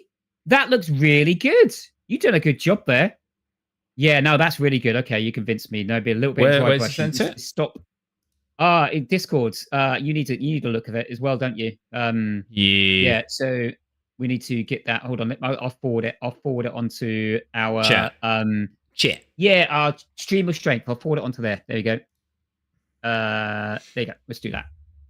There you go. You should be able to see that now. Ooh. Yeah, sorry if you're at home, you're not seeing this. How can we? We can't get we don't have like a Discord scene that we can show you at the moment. Unfortunately. No, unfortunately. It'll take too long to set up. But but definitely check it out in the chat. Have we got it? Have we got the link in the chat? We're gonna have can we share this? Yeah, we can. I'm pretty sure you can share the link. Yeah. Do that. Hang on. Go, then? Yeah, well, I'll try. Go. So if anyone's interested, this is Painter Guy. Apparently, John's Painter Guy, who does all his figures, has painted the Willow. Downloading an update. Give me a moment, character. folks. And by the looks of it, there's a little bit of ink being flowed into some of the crevices, which is quite nice. Give it a little bit of depth, and then it's been very light blue dry brushed around the edges. So it's still translucent. Yeah, he showed it on the photo. It's still translucent. It looks actually. It looks very good. It looks really good. Just a bit like a bluish hue to it, which matches what's on the artwork. Yeah. Exactly. Yeah. It's pretty damn good. Yeah. Weirdly, one of the videos that we spooled up is going to be about miniature painting this evening. So after this one, we'll probably just take a quick couple of minute break, if that's all right, and then we can just watch this guy because apparently we won't talk about it too much. We're in the middle of Ash Quest's video, and we're not even halfway through. Yeah, exactly. Not even halfway through. Yeah, he's unleashing all of these spoilers upon us, and it's been quite cool. So thanks, Ash. Really cool. Don't know if that would work. Maybe. Give that link a go, see if it works. Yeah, if you see that link, have a look. Chip in if you think that if it works, and then let us know what it is. Okay, we might have to look at the Discord because they might not be able to access it unless they're part of our Discord. We got ya! Yeah! That's how we... Yeah! That's how we get you. Nice. Cool. Okay, cool. Let's crack on with the video in the meanwhile. 1. With a final strike, the Elder Dragon rears back and falls to the ground, the pulsing crimson light infecting its veins, receding, yeah, John just finally confirmed it fading works. to nothing as it gasps for air. Nice. It blinks at you weakly, bowing its head in thanks. It will take at least half a century for the dragon to recover from wounds like this, and it's still unclear who or what inflicted the corruption to begin with. Just as you catch your breath, you feel a pulse in the ground beneath you. An earthquake? No, it's stranger than that. With a burst of noise, gnarled roots and leafy vines sprout from the jagged obsidian rock of the Elder Dragon's home. The twisting floor restrains you completely, dragging you with boundless speed through the portal of power and onto the banks of Storm River. You look on in shock as, in moments, the portal of power is wreathed in thorn and vine. Exotic plants, as you've never seen before, sprout and spread, encasing the structure completely. What is the meaning of this? And if you're continuing on to the next trial, you can see Trial 2, Nature's Wrath. If you're done playing for now, you can follow the re-storage steps on page 19. Trial 2, Nature's Wrath, starts with a flavor text you know what, guys? I'm done for now. We're gonna... for the trial, telling you what to open, how to set up your play area. And if you have set up your play area and are continuing from a previous trial, there are very good instructions in here for continuing, no matter where you left off. So I haven't got that far yet. The So contents of pouch number 2, which we receive as a reward for completing trial 2. Looks like it's going to be another character, 3 more cards, one of which is the villain card, the Hearty Ogre, and the Banshee Follower, and the Banner of Resistance Object. Add 2 to your strength during battle against villain characters. Loving that one. Finally, something that will help us in our fight against villains. Trial 3, Unfettered Fate, is going to begin now, and this sealing card is going to give us the conditions now for unsealing the portal of power. The card that we're going to get is the Centaur. Yay! Centaur! We are going to be unlocking a Centaur. Now, this is a character from a previous edition, right? 3, Life of 4, Fate of 2, and Gold of 1. When you roll for movement, you may add 1 to your roll total. You cannot use this ability when spending Fate to move. After taking your movement while in the outer and middle regions, you may fire your bow at any character or enemy up to 3 spaces away in the same region instead of encountering the space you landed on. Resolve the battle as usual, except that you can... Whoa, that's superpower. Hey, let's oh my god. Yeah, let's read that out. So, top 1, when you roll for movement, you may add 1 to your roll total. You cannot use this ability when spending Fate to move, okay?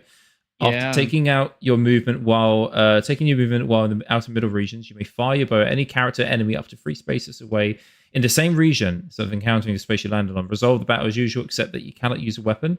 If you lose, you don't lose a life. If you win, your opponent loses a life. You cannot take an object of gold instead. Right, okay, so there's limitations to it, but... Wait a minute. Hold on there. It says that you can't use a weapon. Cannot use a weapon. But wait a minute. But if you have a magic ring, that adds to your strength. You can use the magic ring, right? I would assume, yeah, because there's a subclass for objects, right? So, and also if you had a mercenary, which you paid a gold for, adds 3 to your strength. You can use your mercenary too. I guess that's weird. Shit. How powerful is that? Give the centaur the mercenary. Give them the ring of the magic ring, and let them unleash merry hell on the villains. Absolute assassin. Oh, look at 3 spaces away. Look at that. After you roll in the forest, you may choose to ignore the result. So you can choose to ignore the forest after the roll. After the roll. Yeah. That's powerful. So basically you can keep rolling there and either get the craft or strength or whatever it is, or just ignore it if it's not a good one. Not a good roll. Give them the banner. Give them the banner, the magic ring, and the bloody mercenary, and they are just going to kill everything. It's just going to be an absolute Terminator.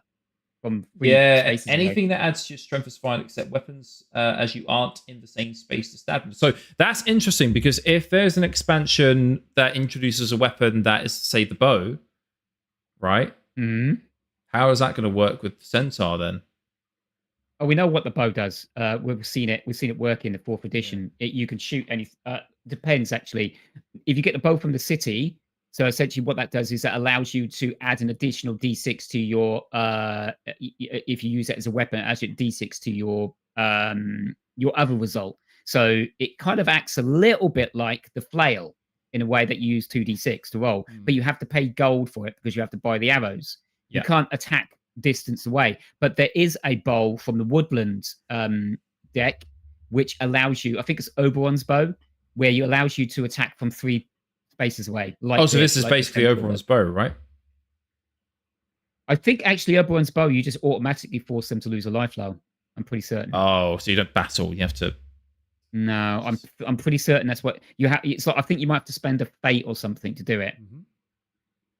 I think you might have to do something. You actually have to spend a resource. Oh, good to know. Good to know. That's pretty cool. I like the look of this guy. You cannot use a weapon. Cool. If you lose, you do not lose a life. If you win, your wanna opponent see the loses one miniature life. in this You one. cannot take an object or gold instead.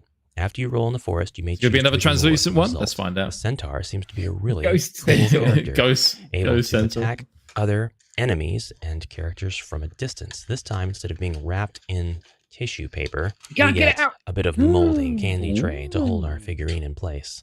Does this Now hero that quest? Of course, is this hero a quest. The hell of a Talisman miniatures are miniature, pretty that. much the exact same scale and That's almost the pretty exact cool. same That's aesthetic nice. as the Hero Quest 2021 miniatures.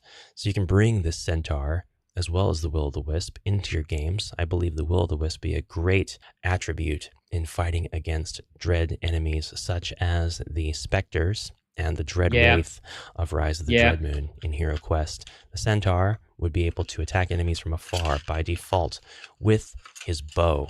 However, I would probably give them bonuses to movement as well as to their bow actions. John's got it. You only get one shot.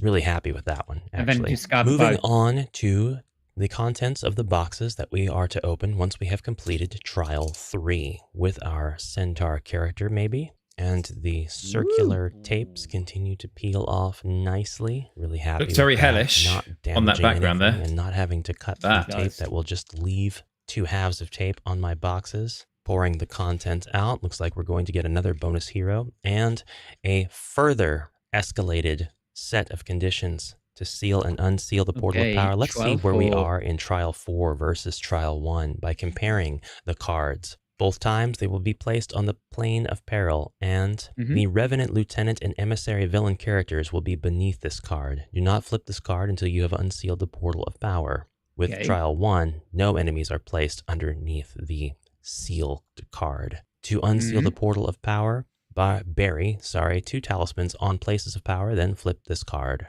These are the same conditions to unseal the Portal of Power as in Trial 1. Trial Event, advance the Doom Tracker 1 space. This is exactly the same thing as well. However, when these are flipped, we have further differences. The adversary of Trial 1 is the Corrupted Elder Dragon with a strength of 10, a craft of 10, and a life of just 1. Hey, he's weakened from being corrupted. But the adversaries of Trial 4 are Death's Traitors, the Revenant Lieutenant and Emissary. They've got their own cards, so it's not necessary to put the strength and craft and life of each of these villains on the seal unseal card. It doesn't really look like the seal and unseal conditions change a whole lot. It's just, so far, the villain has changed. But then again, I haven't really paid much attention to the previous cards. The Revenant Lieutenant and Emissary are here. One starts in the graveyard, the other on the Grave Knight. One has the ability Grave Bargain, and the other one Bulwark. They're pretty strong with strengths of 7 and crafts of 7 and 4, respectively.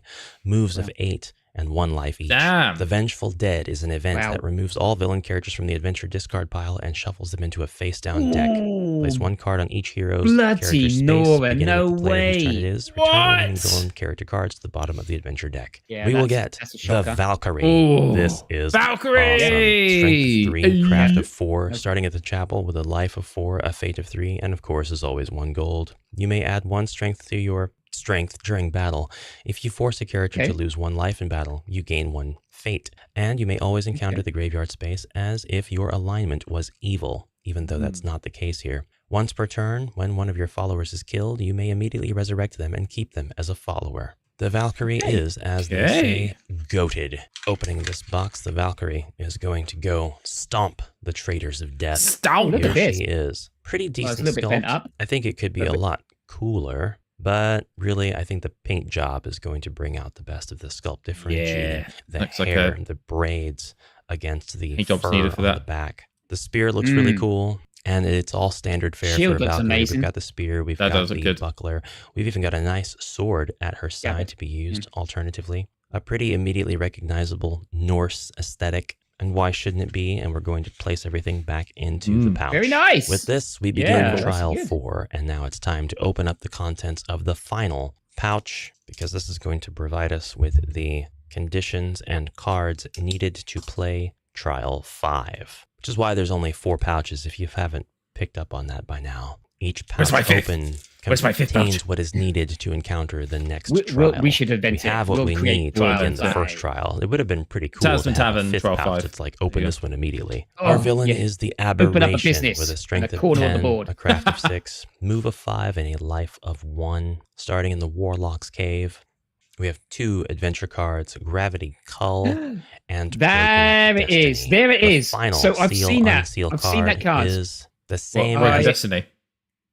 No, Gravity Cull. I've seen that card before. I must have picked up on one of the other spoiler unboxings because I remember that was something which stuck out to me as an absolute nightmare.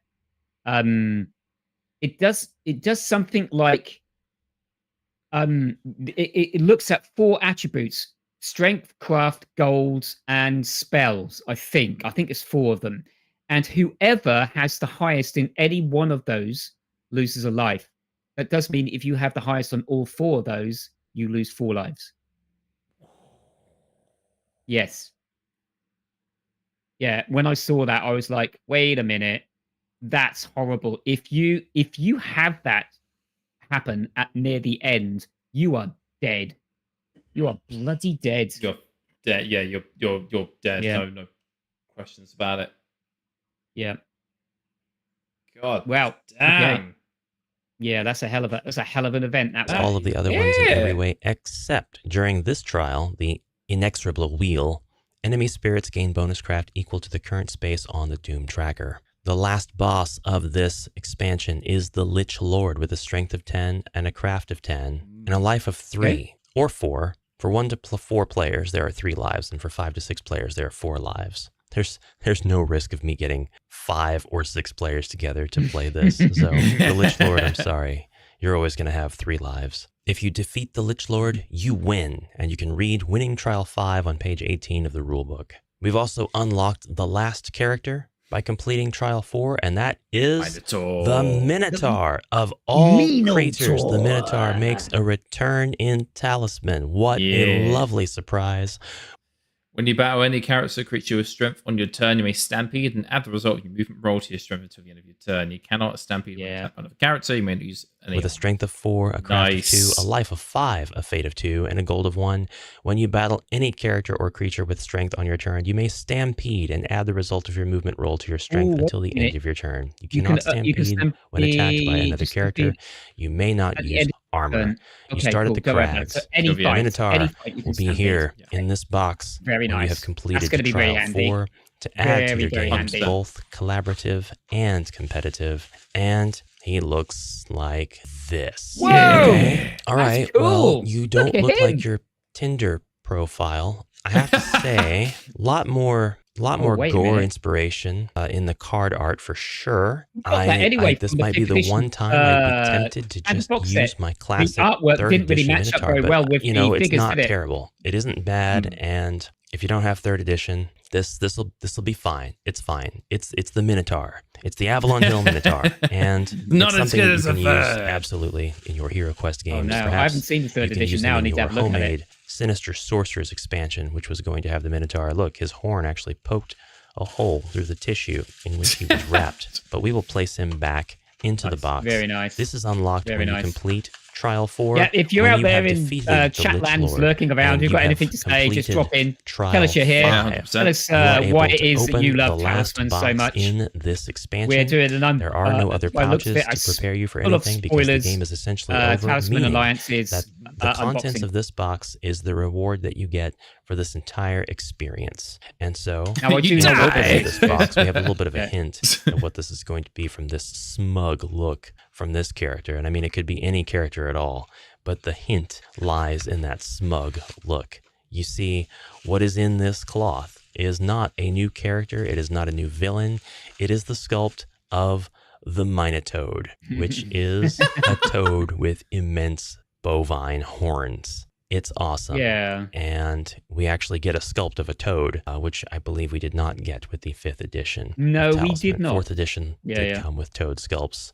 They were noticeably absent from 5th edition, leaving us with tokens. The Minotaur is our very fun reward for completing all 5 of the trials. And this can be added into the game so that whenever a player is transformed into a toad, you can place this toad bewilderingly, inexplicably with these giant horns, even if you're not the Minotaur. So I think I know what they're going to do, Glenn. I think I know what they're planning already. Every expansion that they release for 5th edition is going to come with a toad as a reward for... I think that's what they're going to do. And then the idea is you can build up your collection of toads over as the expansions come out for the game. What, a toad for every character? Nah. Not a toad for every There's character. 12. At the end of like each expansion, you get a toad figurine, right? So, and that could be whatever, you know. I think that's it. Almost like straight away, that's where my brain's going when I see this. I'm like, okay, I see now why they removed the toads, the figurines. So John says, said an interesting factoid. Whereas the English version of Alliances uses tissue paper for some of the character minis, the Polish version uses plastic inserts for all of them. I wonder why that is. It might be because maybe the English version would have been done first, and they didn't have the trays, maybe. No, because in the UK, the toilet paper sold out during COVID. Nice, absolutely. We got no more toilet paper over here. Yeah, there you go. Well, yeah. It turns out Avalon Hill bought up all the toilet paper back in 2020 when they were planning this expansion. So obviously now they're giving it back, you know, to the community. Yeah, but we're having to pay for it like double. Oh my god. Yeah, they're horrible people. Yeah. So, yeah, no, to be honest with you, like in 5th edition, you're only a toad for 1 round, right? It doesn't really affect you much apart from 1 strength, 1, and no one can no one can steal items from you. You could only be attacked and killed or lose a life at least. So why would they go through the craziness of producing a whole host of new troll figures when toad figures, when the toad really has no impact on the 5th edition anymore? Literally, no. In fact, death in 5th edition is an advantage sometimes, because maybe if you have all the toads as you build up your toad collection, they might introduce an expansion that deals with toads directly. Yeah. So, right. So here's. Oh, there we go. You can always use Dire Toad. Yeah, of course. You can always use Dire Toad rules. Yeah. You're right, John. However, check this out. So, in 5th edition, this does mean that you can get a character, load them up with gold if they've been really, really unlucky in life and if they're in a middle region and they need to get down into or get to the outer region really fast, which you do in the Alliances, to be fair, you do need to switch regions really goddamn fast, okay? What you could do is pick up a whole load of gold, because in Alliances, you could just hand gold off to your fellows. They can run straight into the desert, kill themselves, and teleport to the village. And not only that, you can spend most of that gold on new lives. It is a bit cheaty, but it is using the rules. There you go. House rule? No, that's the rule. That is the rule. No. We're gonna house rule it. We're gonna house rule it. Self-delete in the desert. That's what we all do. Yeah. In the end. There you go. Nice. Yeah, I heard someone tried doing that last time we played. I think it was the name begins with Z. Well, weird. Ended up self-deleting in the chasm. Who would do that? That's such a weird thing to do. Who would self-delete in a bloody chasm? I know, right? Ask you. Crazy. What an absolute dickhead. Let's finish off this. At my friends, you can also plan your movement and cowardly heroes, depending on how you look at the. Yeah. You're absolutely right, John. Viewing of an unboxing video that shows you spoiler contents. Are we going to spoil up the my final video? unboxing of Talisman 5th Edition's spoiler content, unveiling the contents of the boxes. We gotta let this guy finish first. It's not finished. Yeah, it's not finished. God, you're right. Within, hopefully, the explanations of everything here. Yeah, let him finish too. And I didn't get lost too much in tangents or anything like that. He's crafted a very well-made video, so if you we've weren't got to convinced already. Yeah, we're very impressed. Picking this up because I do think that this is an awesome videos, idea for an expansion, and I think that Avalon Hill did a really, really good job on the presentation, on the mechanics, on the unlocking element, on pretty much everything here. It was just all fantastic. We can ignore the absence of one of the words here on the very first page, one of the very first things you see when you open the box. Everything past that point is just great. So thank you to Avalon Hill for knocking this out of the park. And if you Yeah. regret spoiling yourself on any of the contents in this video, just comment down below. Hey, I thought I wanted to know what was in here, but guys, it's great. Don't watch the video. I don't mind if people don't watch the video. That isn't really how YouTube works, but I mean, this is a pretty sensitive subject. By virtue of its very nature, I can understand people don't want to watch this one. Totally optional. But thank you so much for watching it, and I will see you in the next video. Until then, No, thank you for making a video for us to react to. And onward. Onward, yeah. Plenty more Talisman videos, please, Ash, if you can. I know you're really busy doing all your HeroQuest stuff, which is great. We do love HeroQuest. I'd love to get involved a little bit more in HeroQuest. I do own most of the expansions and the new version as well. But getting that on the table is really difficult because I have to go full DM mode if I'm going to play that. So yeah, we got a little video. Everyone. So Hold on, which is how long is it? It's only 10 minutes. That's 10 minutes. really cool. Yeah, it should be pretty cool. Can I Knowing get us, we're another- probably going to make it an hour though. Yeah, no one else will make it. We'll make it an hour. Should we? What do you want to do? I need to fill up my mug. Straight on into it. Same here. I need another drink from the bar, basically. Yeah, because we own it. Cool. It's free for us, but unfortunately, you fellas have to pay. You can pay with likes and follows and subscribes. Actually, tell you what, if you hand me that, Holy Lance, then we got a deal going. You know, but should we take a very brisk 5-minute break? Do you want to do that? Let's take a brisk 4-minute 59-second break. Yeah. We'll fill our tankards, chill out. We'll watch this video and then pile straight on into our cooperative play game. I think that sounds good. Perfect. Yeah. All right. Well, in any case, we'll see you in 5 minutes. So have your comfort break. See you in a bit.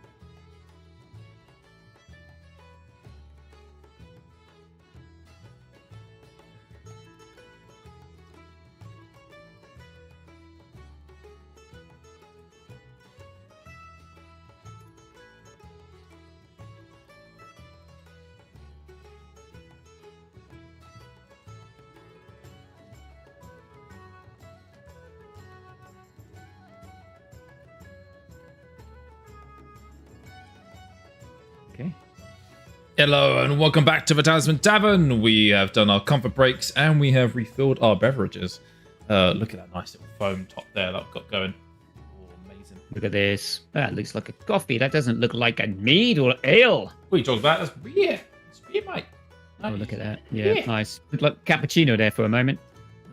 You don't want to be drinking caffeine this late in the evening. Oh, no.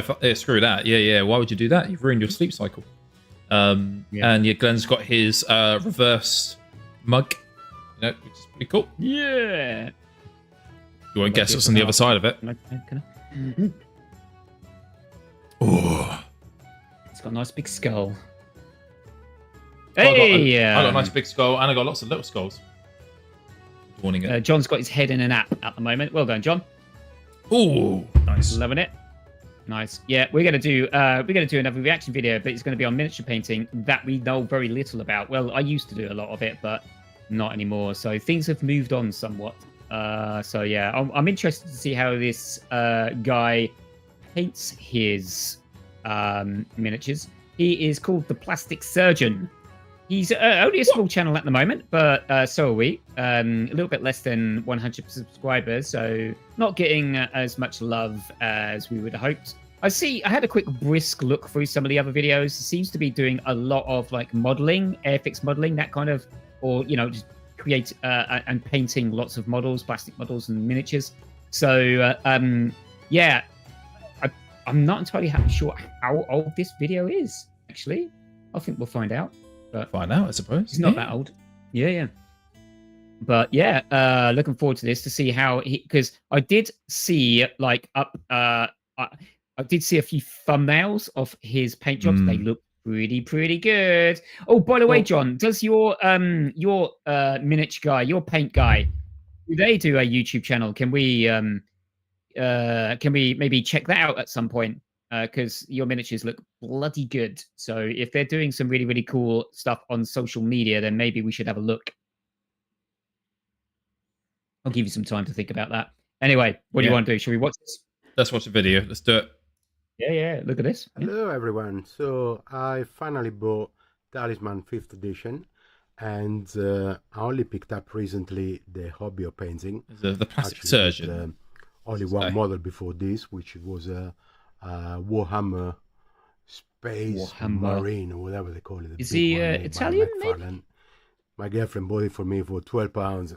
It cost me like £1,500 in paint and things to do it. It's definitely European accent. I can't pinpoint what it is. So. And then I say, let's find a game with lots of miniatures. Really good English. Painting it because I'm not really fancy yet. Oh God, I've heard people with that accent before. I can't remember what it is. Going on.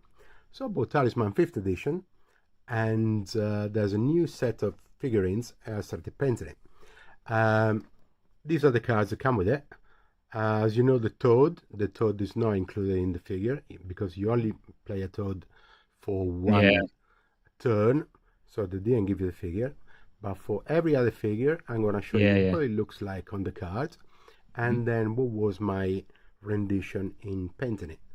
I've been using Vallejo painting or Vallejo. I like what he's done with the magnifying glass. This is really cool. It's a nice little touch, isn't it?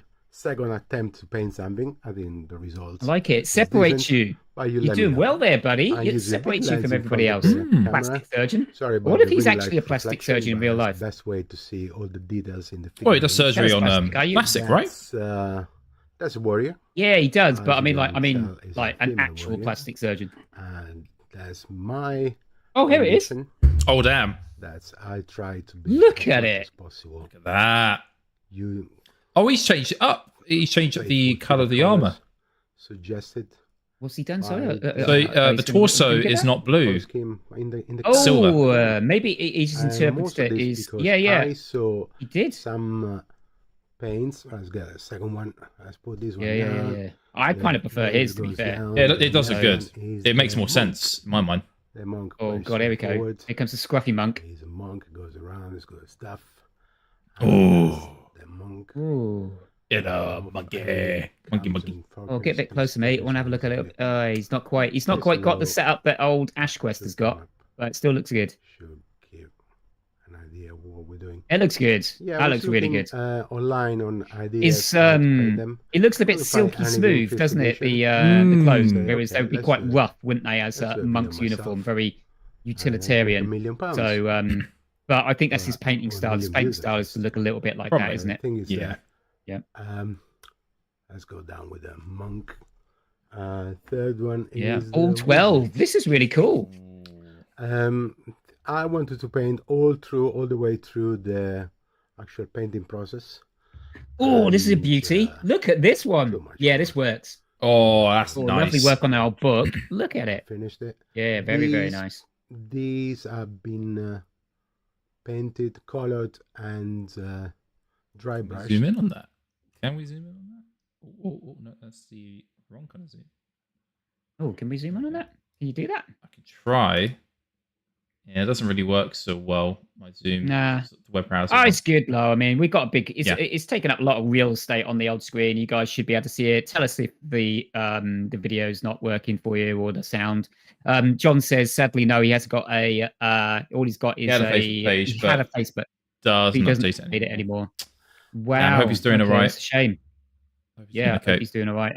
He's probably just left social media alone for a while, like I most haven't of us passed the should do clear every now and coat on again. it because Fair enough, I right? didn't know the clear coat would come up against the lenses or dull in the colors. I think so long as you treat your social media page just like a business, After this. and you don't Yeah. look at anything else, then you'll be all right. Taking this video. So Yeah, there's, absolutely. Yeah. There's a wizard with his tome of wizardry spells. And we proceed to the next one. Next one is gonna be By the way, you see the minis okay, full screen. Sorcerers, not John far said it from looks the- great. Yeah, what do you not reckon, far John? from I Nice. think this guy's got a really interesting perspective using it. He's obviously using his magnifying glass that he uses for painting. And he's just like videoing through it. I think that's such a nice idea. Okay, yeah, he's changed that. He's changed it. So the he has robes are changed red. No, so the actual outfit is blue rather than purple. Oh, he's gone more. Yeah. Okay, cool. I got you. Yeah. So he's gone. Yeah, he's definitely gone blue. Sorry, purple. Yeah, maybe he just chose purple because the rest No, of the he chose garb is blue. quite ready. The artwork's purple. Oh, yeah. Sorry. He chose blue because most of the other artwork is quite ready as well. Red. Sorry. Possibly, yeah. Um, Just to differentiate it a bit. skull this Yeah, time yeah. instead of holding yeah, he didn't want a red and a purple. It would look very similar. the staff with the orb. This is It's interesting. You have to make those sorts of decisions when you're doing your own paint jobs. skull. Yeah. I could have nice. put more details. Do you like it? Priest.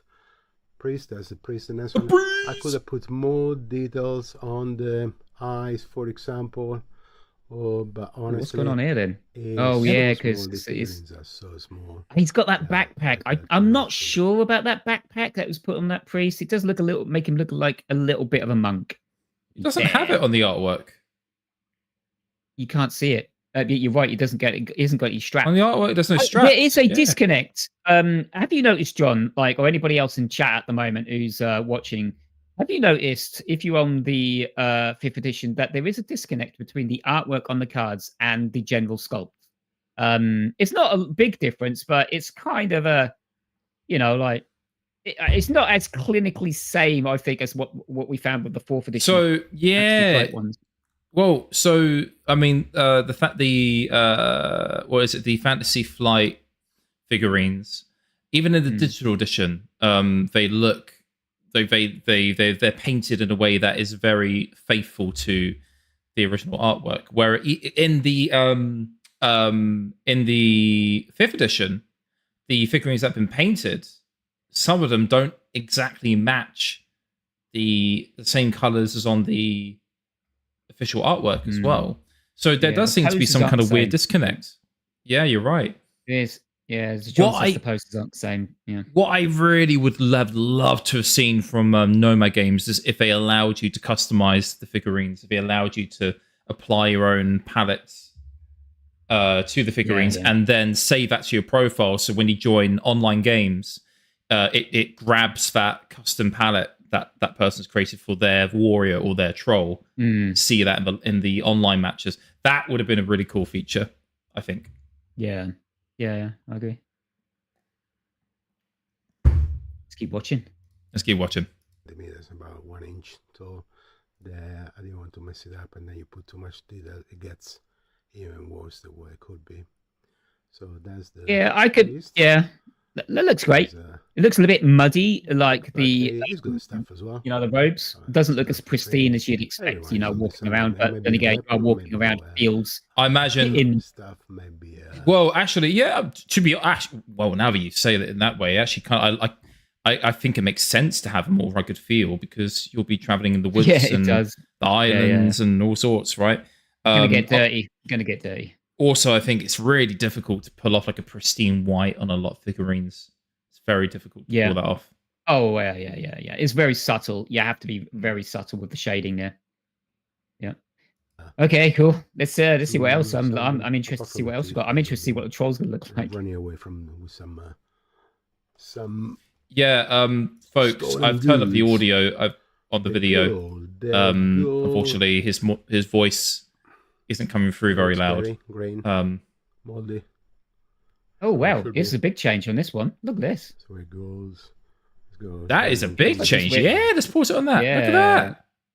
Yeah, it's a That's a big change. I've been told the last Nosferatu movie. Yeah. Let's get the front again. It looks great. There we go. It does look great.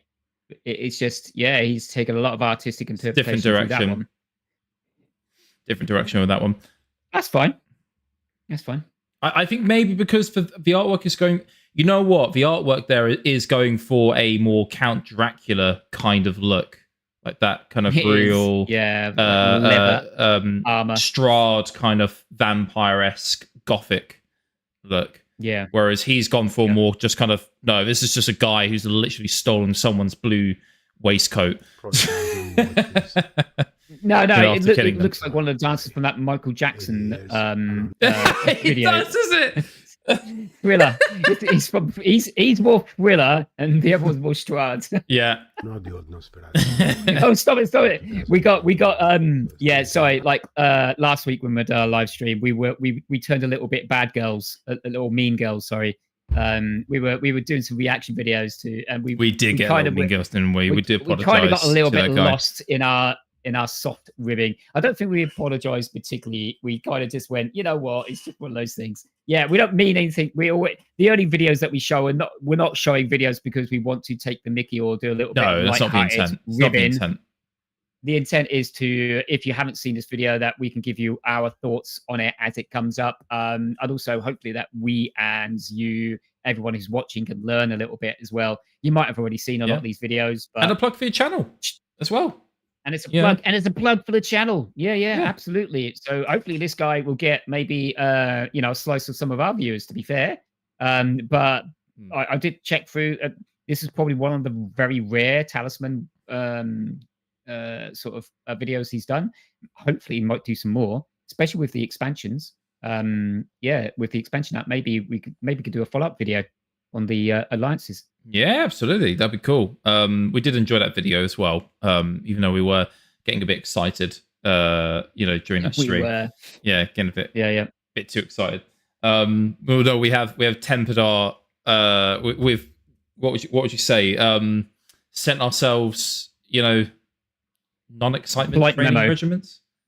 No, we set ourselves a polite memo to say, look, we're actually here. We're trying to have fun. We're not trying to put anyone down. We're just enjoying the content, and sometimes we have to. We exist in a world where there is a little bit of car crash TV involved, and we have to delight in that fact.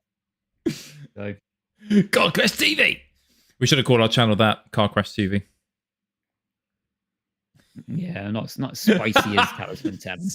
There we go. Right. What's going on? What's going on with the next one? Let's go. John did say something. The poses aren't the same, which I like when I'm making proxies in Hero Forge, as I don't have to spend ages posing the minis. Yeah. Nice. Yeah, so basically it means that they've dropped the ball, so we can do it as well. We can do whatever we like. We put it in our best poses. We can either match the miniatures, or we can match the character cards, or we can just do whatever the hell we want, right? So, yeah. Go. I haven't watched it. Nice. But I'm planning to watch it. So there's the goal. There's the goal. All right, the next one. Then the prophetess. prophet. Oh, okay. A prophetess. Ooh. And she's got a big orb in between her eyes and glowing. You got a big ball? orb. It's Balls. Yeah. Nice. That's Okay, all right. cool. I mean, I like it. on the eyes of the. Really tough to get that one right. It is very orange in the card, isn't it? It's very orange in the card. That must be pretty difficult. Kind of ignored that, I think, in this. He's gone I very was going to say, yellowy. is it quite difficult to get an orange hue? No, I don't think so. But he's obviously made some kind of. It might be just limited by his paints. You know what? It might easily be that, or he just made the choice that orange is the way forward. Oh, sorry, yellow is the way forward. They all come in grey, of course. Oh, come on! Here we go. Here we go. What we got? Got the elf. Oh, hang on. On paints. Okay, this is right. Okay. Yeah. Okay, cool. We could dig that. Great. Yeah. Put some use. As the elf. Yeah, I'd add that. My only disappointment with this elf is that it's got black hair. I would expect Black hair. the elf being of a elvish nature Blonde. to be all fairly blonded, but I guess. Right. So he was saying he would prefer the elf to be more kind of Tolkien-esque in its kind of like description. Yeah. The bow and arrow. Yeah, so he's a bit annoyed at that. He had to paint it that way. Oh, you could have painted it blonde. You could do whatever you want with it. Whatever you like. It's a big figurine. Yeah. As a dwarf. Oh yeah. Oh, this is a good one as well. I've just noticed he's really good at painting armor, isn't he? He seems to really know how to paint armor well. And yeah, the armor looks great. Look at the shine on that. Yeah. Oh man, the shine looks good. Love of gold. Yep. All the accents are used on it is Man, I wonder how long it took him to paint these. Copper. He started gold because it was giving me. Yeah. If you do accidentally stumble upon this video, sorry you're so far into the middle. The plastic surgeon. But yeah, tell us a little bit more about the paint process, and you might actually do this in a video. You never know. We might get that at the end. So he was talking about in the video just there how like the dwarf in the artwork has golden armor with silver accents, and he decided to do the opposite, like silver armor with golden accents. Interestingly, in the digital version, whoever painted that dwarven miniature also did the exact same thing that this guy did. Okay. He reversed the color scheme for the armor. Reverse on the old paint job. I do like the silver. I don't know. I would need to see them. I need to see both painted side by side with both variations to really make a decision on which one I prefer. But I do think the silver makes more sense. Gold armor is actually quite weak compared to other metals. So yeah. Well, I'm assuming it's some kind of alloy, Yeah, well, because I mean, obviously you've heard of Minecraft, right? The game Minecraft. Yeah. So in that game, when you craft armor, like steel armor, diamond armor, they're really strong armors. Like they're very, very durable. However, gold, when you create armor for that, it looks pretty, and it's just as rare as diamonds to find and craft. However, it's very weak, as in it will be destroyed quite easily by enemy attacks. So that does make me wonder, like, is that a thing in real life too? Is golden armor not really made because it's not that strong compared to other metals? John's made a good point. It says gold-plated iron armor, so you don't actually have to be solid gold. That would be stupid. No, carrying that around. Yeah. No, you just coat it in a gold plate, a gold coating. Yeah. That would make more sense. Cool. Listen to us talking about armor. Yeah, Metatron would be so happy. We wear armor all the time. Dwarf. Bathrobes is the best armor. Is the assassin. Assassin would be strange because on the. Oh yeah, the assassin looks really weird in the game. No, actually, he's a knife and he's anyway on the other side. So let's see what he does. Whoa! Yeah. Whoa! I think that maybe he hasn't got a purple paint. He's got no purple paint. We should send him some in the post. I don't have any purple paint, mate. I didn't paint. He's going over that. I could be like, he could be slightly colorblind. I don't know. just because he's obviously a very, very experienced painter of miniatures and models. So he's obviously gone for these choices. He knows something that we don't, that's for sure. So I just want to listen to him I quickly. just think it'd be strange because on the card there it shows that he's holding 2 knives. Oh no, actually he's a knife and he's throwing knives on the other side. So I was expecting the figurine. So he's gone in and added a ponytail? Oh no, there's a ponytail on the sculpt. Is there? Oh, yeah, I didn't know that. Actually the thing, yeah, 100%. Yeah. Oh, have I just somehow ignored that this whole time? Oh God, okay. That's so different from the artwork, though. It is. Like, it is very different.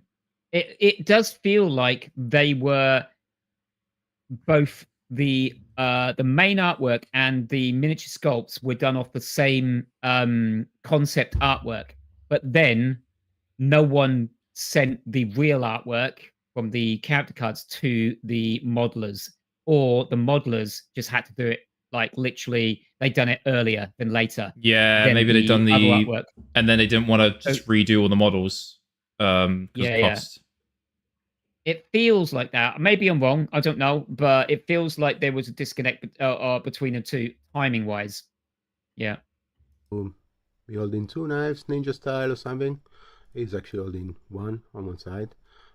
Anything is misplaced, but I look like the plastic is flush. Nothing is being cut away. There's no defects.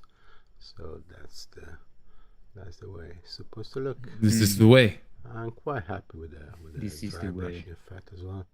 It's literally I did nice. painting with the like it. Yep, it's all good. Color Vallejo, I say Vallejo or whatever. I use the model. Oh, so John's saying basically the difference being is the artwork is them hanging out in their starting square, starting space, and the mini is in their action pose. Okay. Yeah, I could dig that. Makes sense. I find that quite funny, the implication that the assassin is there just chilling out in her starting space, like, hey, how you doing? Yeah, don't mind me. I can't help tossing it. That's right. Well, sorry. It's a condition. I can't do anything about it. It's what I'm here for. Oh, sorry. A little tiny dab of non-oil from Citadel at the end. Okay, he's almost finished. A couple of more left, I think. I'm just trying to remember which one's got left. Oh, yeah, the thief. What else is left? Can we remember? He's carrying. The troll is left, obviously. Troll, yeah, I haven't done the troll yet. Definitely haven't done the troll. Wizard, sorceress. Who am I thinking of? I think it's only the troll left, isn't it? The thief looks almost exactly the same as the yeah, actually, that's probably one of the best miniatures there right now, in my mind. That's good. That looks really good. Yeah. I love it. The white, and he does seem to have. He seems to have lost his purple pouch. After the bag of carrying or holding.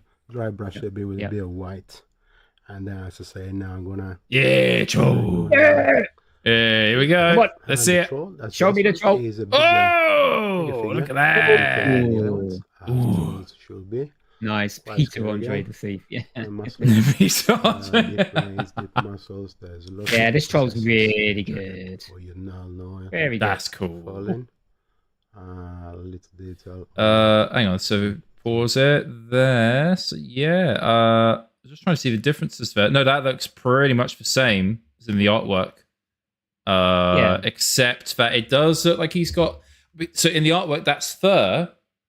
Whereas in the miniature, it's more like a jacket. Yeah. Probably a little bit more difficult to do the fur stuff. And that's my. It's fur there. Look at you. Talisman. Yeah. And was that the last one? If you have any comment, please let me know. I think that's the last one. To improve my painting, let me know. I'm not asking to.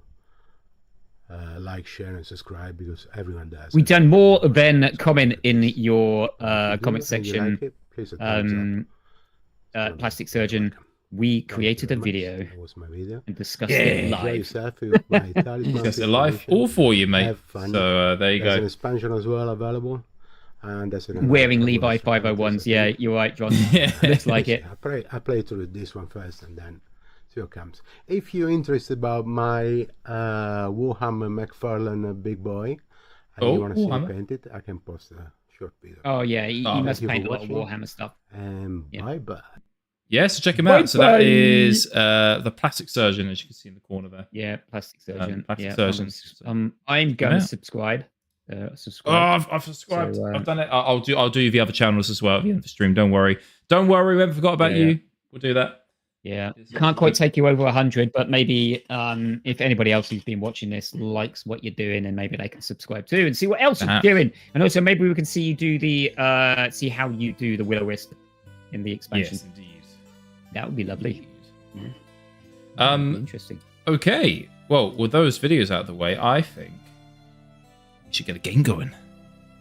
Oh yeah, I think we've got a game on, Zods. Yeah. Should we get a game? Yeah, what do you reckon? Yeah, it's what we were playing on. We've been but what are we playing? Fourth. Could play fourth. Because we've shown you a lot of Yeah, fifth. We've shown you a lot of fifth edition goodness. It's time to give some fourth Just edition some recently. love.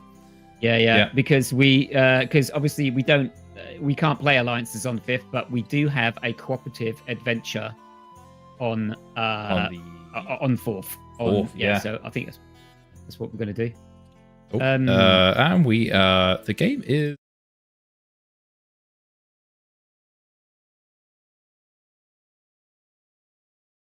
Okay, right, I'm There gonna we go. close this down. I'm gonna fixed. invite you over while you're doing that. Off you go. You go. Right. Off I go. Okay, well. Right. So I'm gonna I'm just gonna do this. I am gonna set this game up. So yeah. Oh, you are going to set this game up. Yeah. Yeah, Absolutely. I am. Let me just do that. So yeah, feel free to tell us in chat what it is you're up to later on. But I'm thinking, 100% we're going to go straight to the alternate ending, and we are going to first we're going to switch on the Blood Moon and the characters, so we go to the alternate ending and we can put on the Lightbearers. Let's do the Lightbearers. Okay. Yeah. So there you go. I've switched it on. If you want to read it out to the chat while I set up everything else. Yeah, absolutely can do. So, folks, Lightbearers is the ending that existed in the Blood Moon expansion before Alliances and before an expansion dedicated to a cooperative mode. So, in Lightbearers in 4th edition, all players start the game with characters of good alignment. Characters are always good. If an effect changes a character's alignment, they lose a life instead. So, right off the bat, we're going to be limited to good alignment. So, that means we can't really do, fate as evil characters, that kind of thing.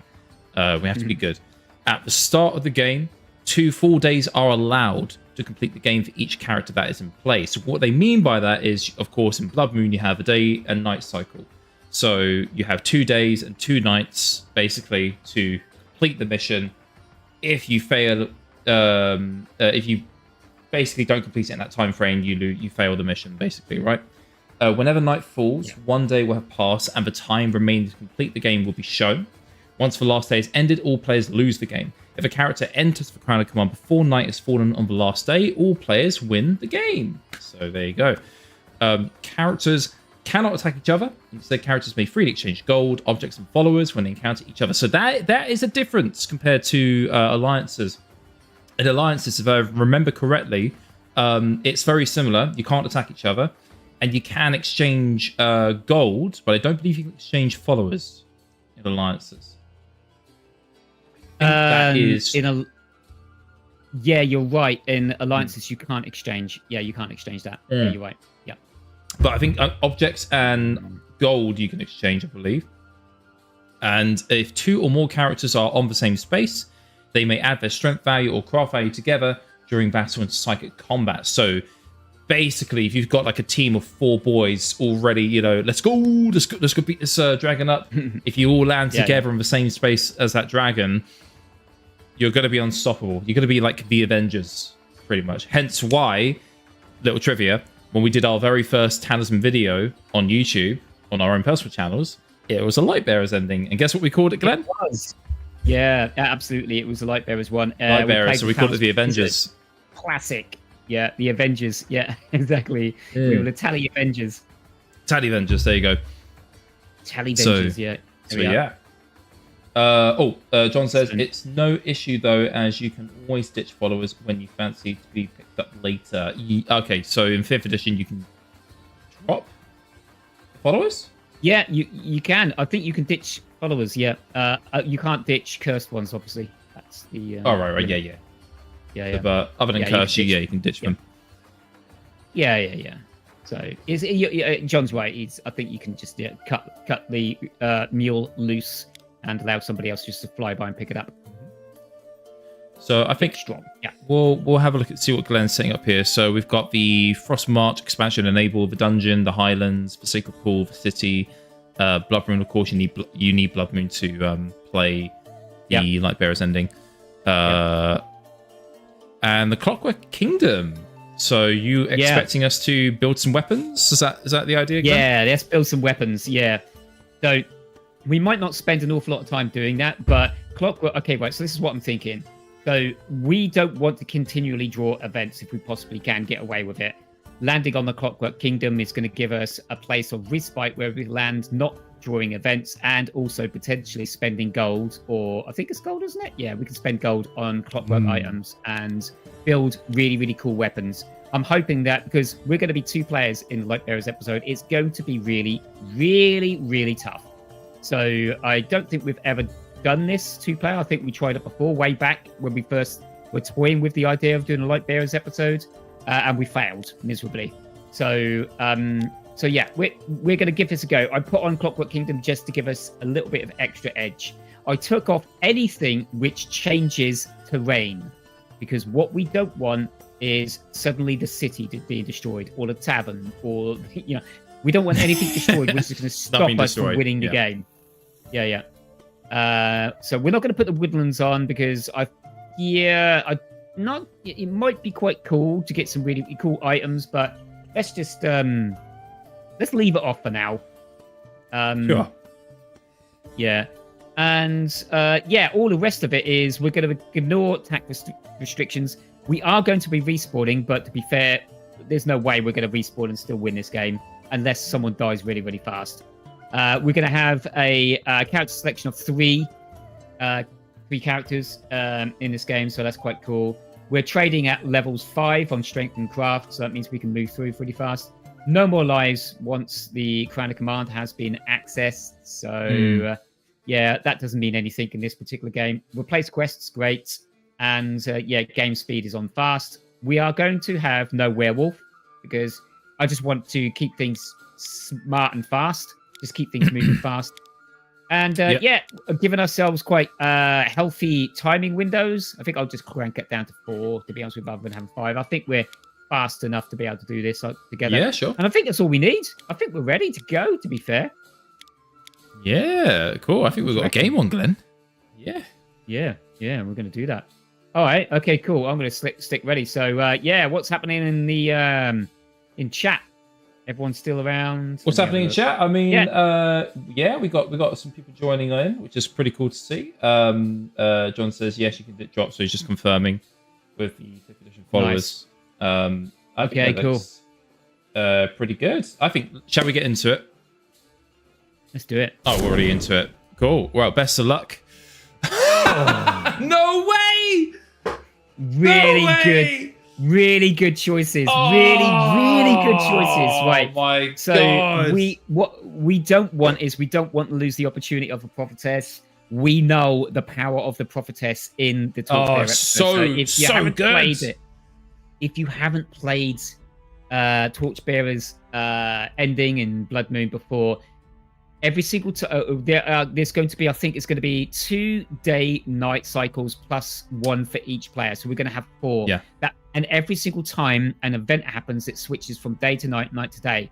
And once we finish, I think 4 nights, that's it, game over. John recommends you take the Sprite instead. He's saying it's nearly the what a wisp. Yeah, but John, the thing with the prophetess is we can avoid a lot of events. We can push the prophetess into the ruins, into the hidden valley, and filter out a lot of events as much as we possibly can. So that's. I found playing the Alliances expansion for 5th edition.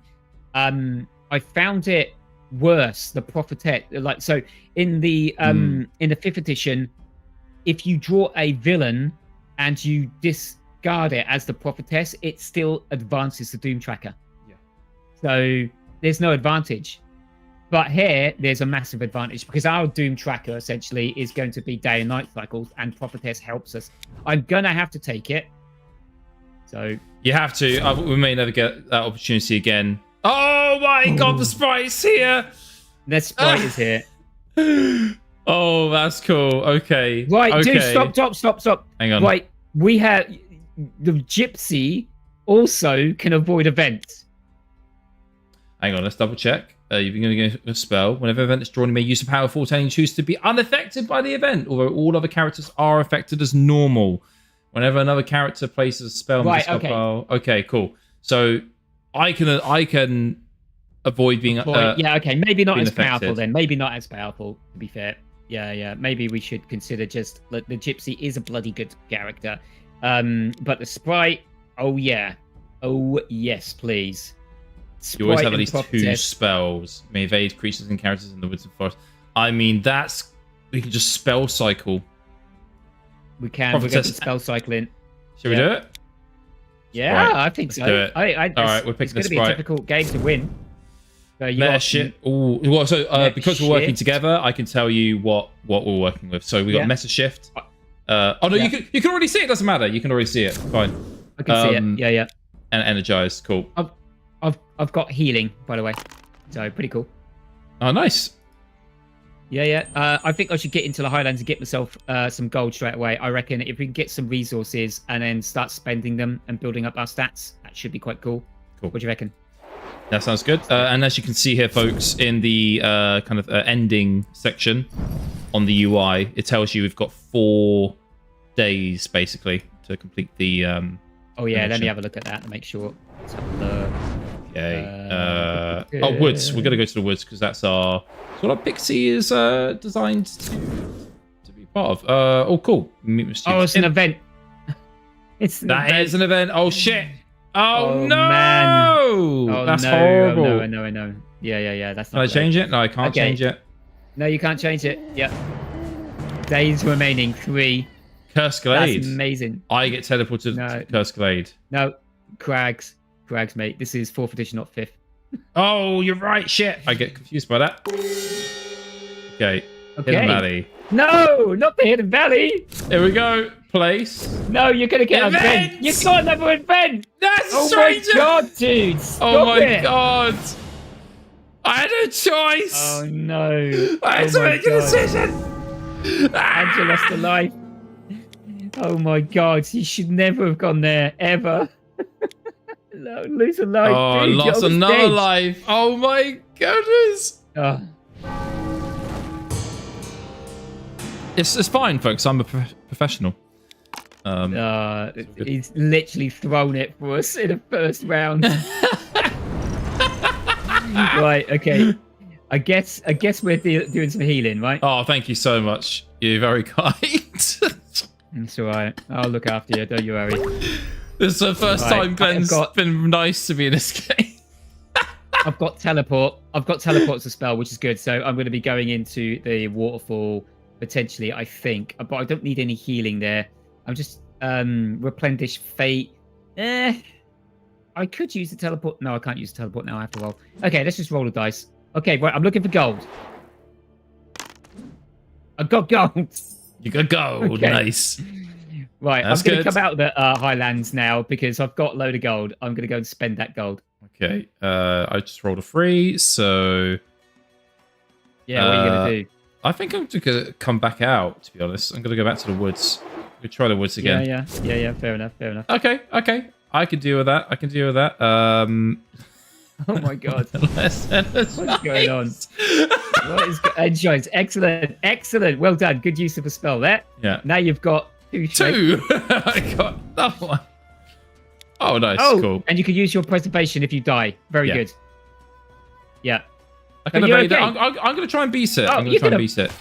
Yeah. Yeah, okay. probably wise, actually. Yeah. There you go. That's fine. Nice. Okay. That should be Wrestle the good. dire wolf to the ground. This pixie is super strong. Oh, yeah. Yeah. Nice. Okay, we in for turn. All right, he's moving. Okay, let me get out. Let me get out of here now. Oh, lovely jubbly. Look at this. Come on. I don't know. I think I should subsume the leader of the party at the moment. What do you want to do? Could you want to? Do we want to hand anything over to each other? Have we got anything I've got a to load hand of over? gold. I've got a You load have of got a gold. load of gold. But I'm planning on, I'm going to go into the city. Nah, dude, I'm not giving you my gold. It's mine. I earned this. Sure. You sure? You sure about that? Yeah. I earned it. I earned this gold. It's my gold. We're meant to be a team, Glenn. Sharing a scale. Yeah, we are a team. You could land on my space and give me your gold if you want. Or I can just land on that space and encounter the space. Or I can, you know what, just go here. Go to the plains. Oh! Nice! Oh! You have a super item here. Yeah. That's very useful. Okay, so that allows us to force the enemy to re-roll their dice in attack. Yes. So yeah, I am rolling some good bloody dice, mate. I'm in the city. Right, so I don't need to change anything into gold, but I am going to the Enchantress because I do have fate still, so I'm willing to use it. Gain a craft. Ooh. Excellent. What a start for the prophetess. That's What a a good start. Straight out of the box. What is that? Straight. Yeah, he's going for the home run. Okay, let's go to the Sentinel. Oh, fuck off. It's another event. Come on! Starting... Stop it, mate! I can't control what's going on, dude. Just pick spaces where there might not be events. That's all I'm saying. You're the one that should be encountering these events, mate. You're made for this. What's going on? Right, I don't think I'm going to buy this. I mean, beating a monster or beating a dragon, that's going to give me a lot of gold, but I'm not going to find a dragon inside of the city very easily. There's a clockwork dragon. There might be a few monsters kicking around, but mainly as animals and elementals. Do you know what? I'm going to leave that for now. The idea is now try not to get in an event. Land on places where you try not to get crags or village. So really, I can't really go wrong with that. So Mystic. Mystic, could you do the Mystic? Yeah, we could do that. Yeah, the problem with the Mystic is if it turns you to evil or good, you do lose a life instead. It's fine. Make an order. Cool. Not a problem. Maybe get on that cog. Do some work on that. Right, what am I in here for? I think I'm in here for pets, aren't I? I think I'm going to need some pets. I mean, pets are cute, so they could be helpful. Yeah. Oh, I said it was a construct. That's not a pet. That's not a pet. And be honest with you, I don't think it's pointless me fighting this. It's going to give me a talisman, but I'm not going to beat it. I haven't got the spell to be able to do it. I've just got teleport, and I've got 4-leaf clover. You know, it's annoying. This This gives me trauma. This card. This gives me absolute. Yeah. Oh, here we go. We're good now. If you're defeated. Okay, right. Hopefully we're not going to be defeated here. Yeah, excellent. 3v6. Come on. Oh, Glenn, you absolute beautiful buggerino. Look at this. Now, this is what we're talking about. Right, what's going on here? What's this? Oh, yeah, of course. Yeah, cool. And, yeah, that's a trophy for me. Let's have a look. John is reassuring us. It's early days. Don't worry. Nice. We appreciate the support there, John. Thanks, John. Yeah. Let's have a look. I mean, we're going to have to get one of us into the middle. So it's going to be a combination of really, really Gucci spell casting, I think. And here? Meta shift. Yeah. So you and that character swap the materials you own. Oh. Yeah. So get some materials, mate. We'll see if we can get rid of that spell, because that is, unless you want to come into the city and sell it. Oh no, temple. I'm going to the temple. Okay, you're going to the temple. Cool. Yeah, like it. Right, I'm going to hold on to this teleport because I might need this at the moment. Right, I did say I was coming in here for pets. I do have 4 gold, lol. Sorcerer's Square. Don't need the spells or scrolls at the moment. Don't need the potions. And Magic Emporium, just thinking, I don't really need... Well, I do need... I'd be great to have more. But I'm going to go to here, because I need an urchin. There you go. Ooh, the urchin. We got a follower. We got a follower. We are gonna go. Phew. Gonna go over to the temple. Nice. Dice. That's perfect. That's a 5. Oh, Enslaved. damn, Oh my God. We've enslaved the sprite because they're doing more damage than good at the moment. May as well just leave this to Glenn at this point. Don't worry about it. Yeah, I'll let Glenn win. Oh, double one. We're going here. Though. Take a pet. Cool. Singe. Add 1 to your strength. Add 1 to your craft. Oh, that's so cool. But if you're defeated by a dragon, you lose Singe. So bear that in mind. Oh, I'm out. Okay, cool. Perfect. Yeah. Oh, man. What? I've got to go here. What? The witch is quite good.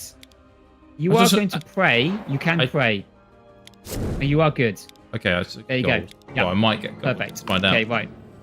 3, gain of strength. Gain of All right, strength. I'll take it. Nice. Brilliant. Okay, cool. And roll the dice, mate. Ignored. Cool. Ignored. Yeah.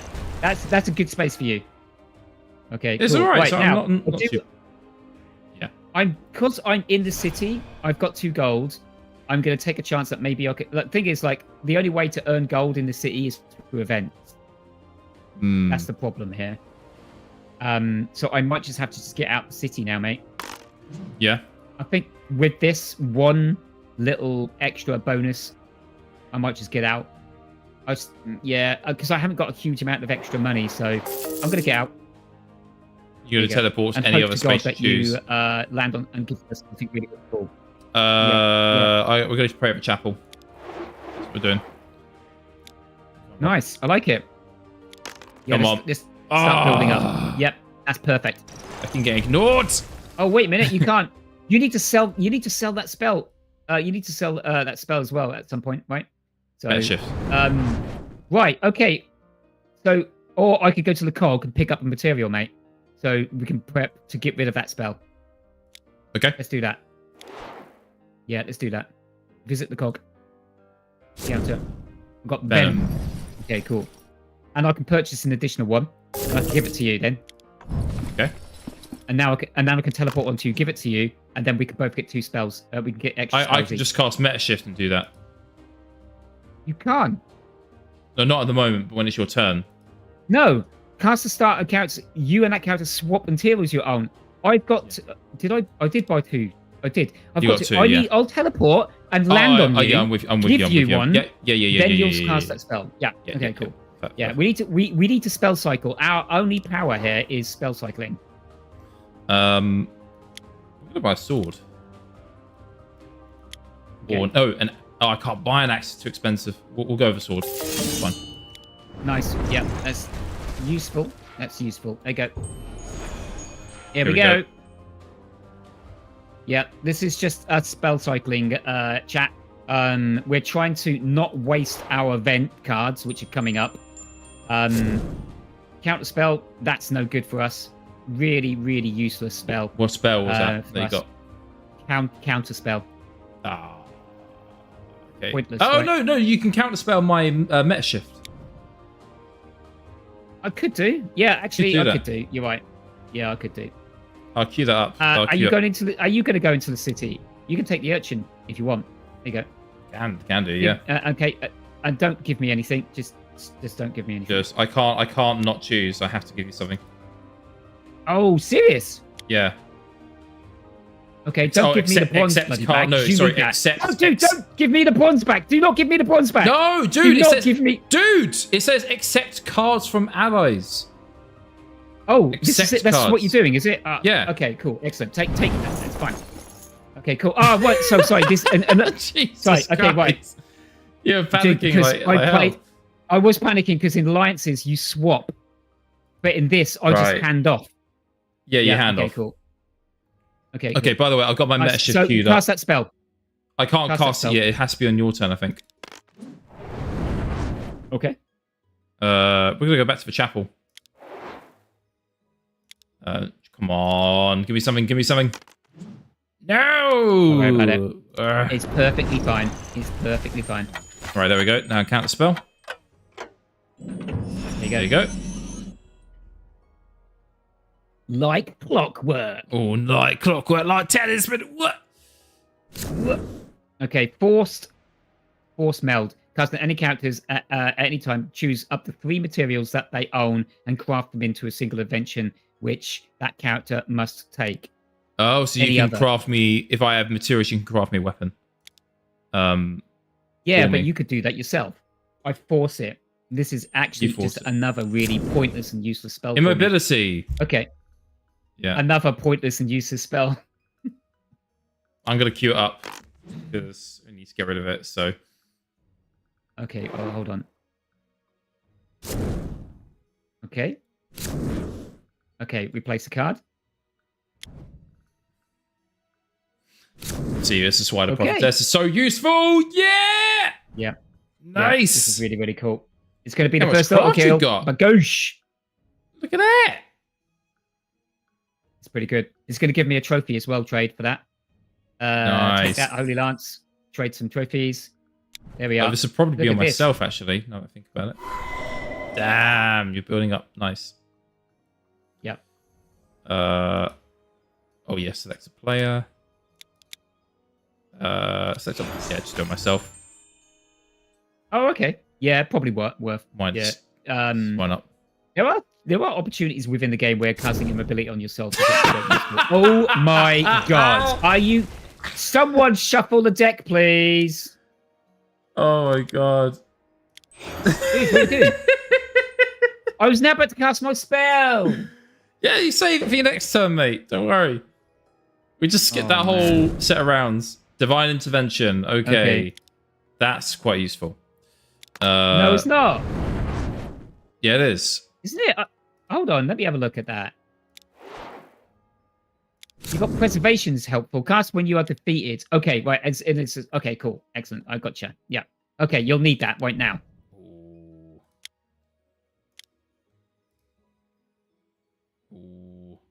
Ooh, should I go for it? I think I'm gonna go for it. Yeah! Oh yeah! Oh yeah! Yes! Come on! That's how we do it. Yeah! That's how we do it, ladies and gentlemen. We're actually doing quite well.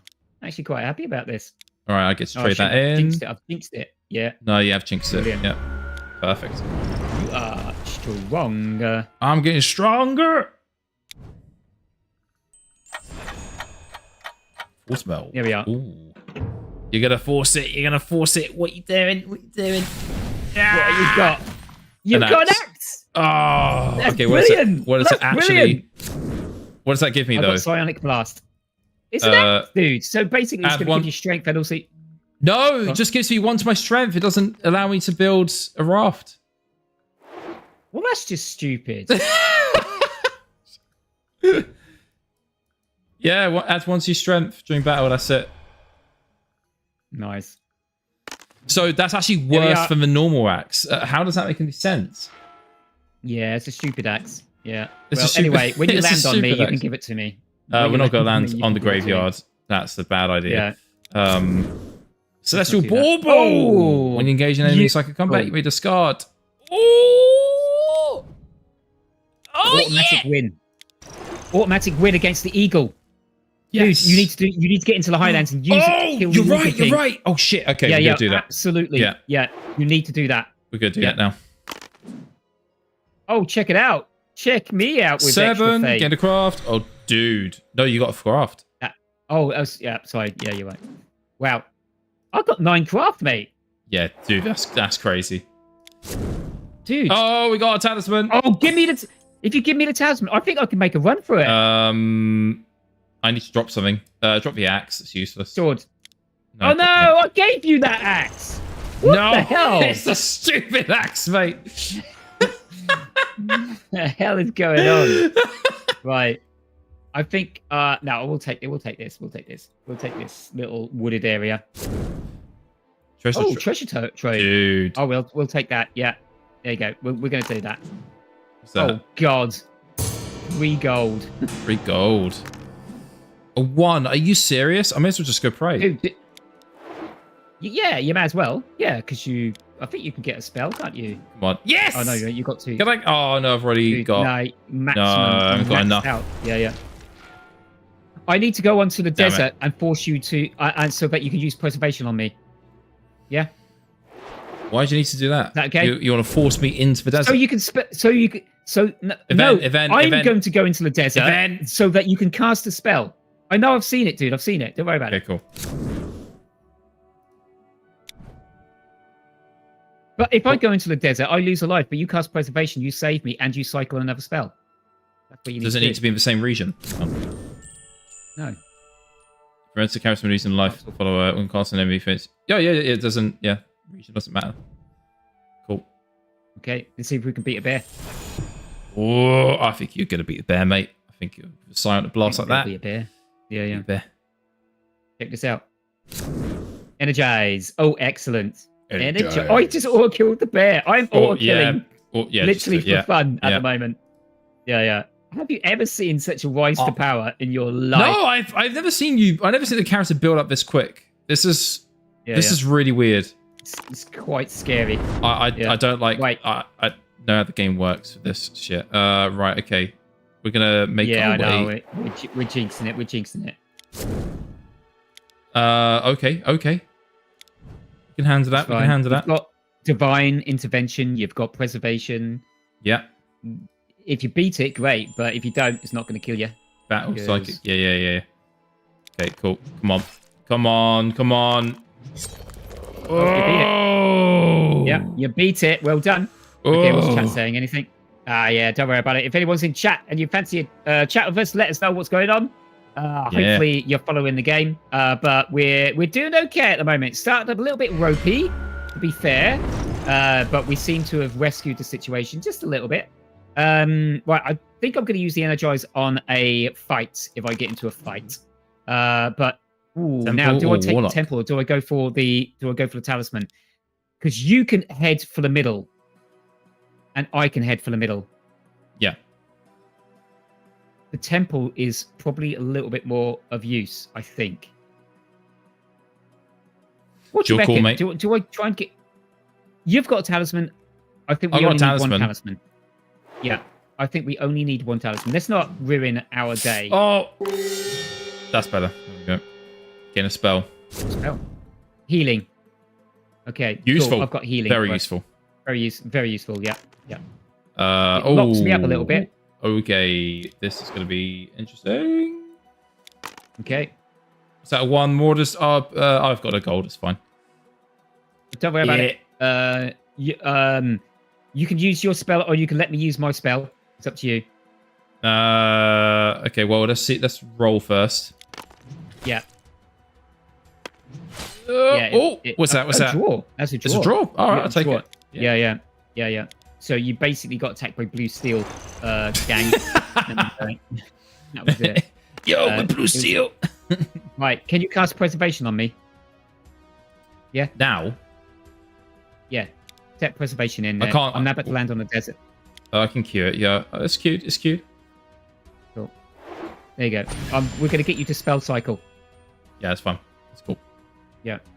We're going to aura farm spells. We want more useful spells for you, mate. That's what we want. Destruction.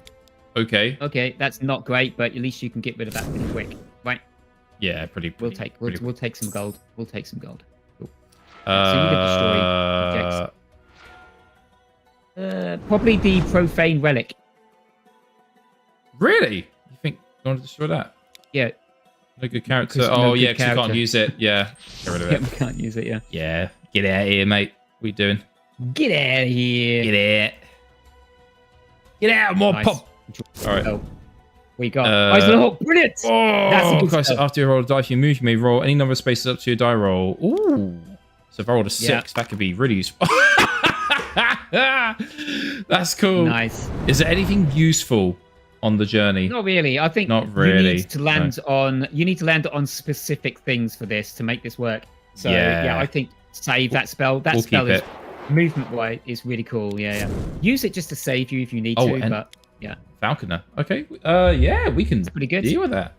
We are kicking ass. Oh no! Okay, Oh that's not no! kicking ass. Oh no! Okay, divine intervention. Divine No, intervention. Pharaoh's crown. Pharaoh's crown. I can use Pharaoh's crown. We got to do that Pharaoh's crown first because I yeah. might win it. Yeah, you're right. Okay. Come on. Hey! Yeah! I win! Well, that I Pharaoh's win! crown is hellish. It's cool. I love Hell. it. Right. I've got healing and I've got energized, so I can't really use much at the moment. I'm going to bounce around here and see what I can get. That's great. Well, no, 10 nice. craft. 10 craft. 10 craft. Dude, I just need the talisman. Give me the talisman, I'll win.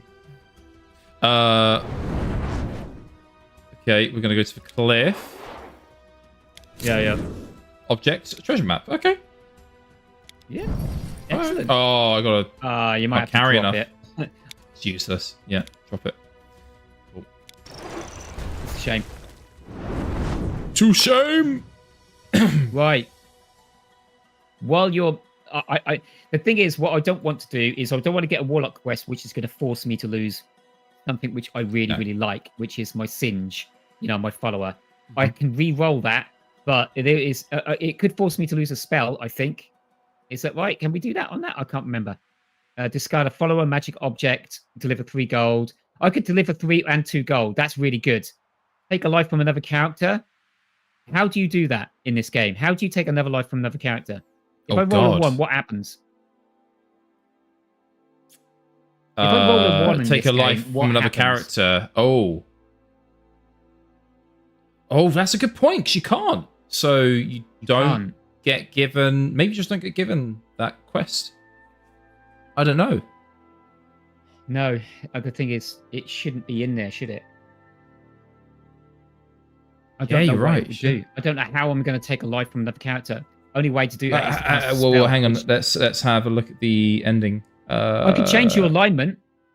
I could change You your can't. alignment. force No, you to lose always a good. life. No, I lose a life. Yeah. Oh, I see what you're saying. Okay, that's one way to do I it. want a talisman? The thing is, you have the talisman. I'm going to wait for you to get to the bottom. I think I'm not on gonna do my way this. to the end.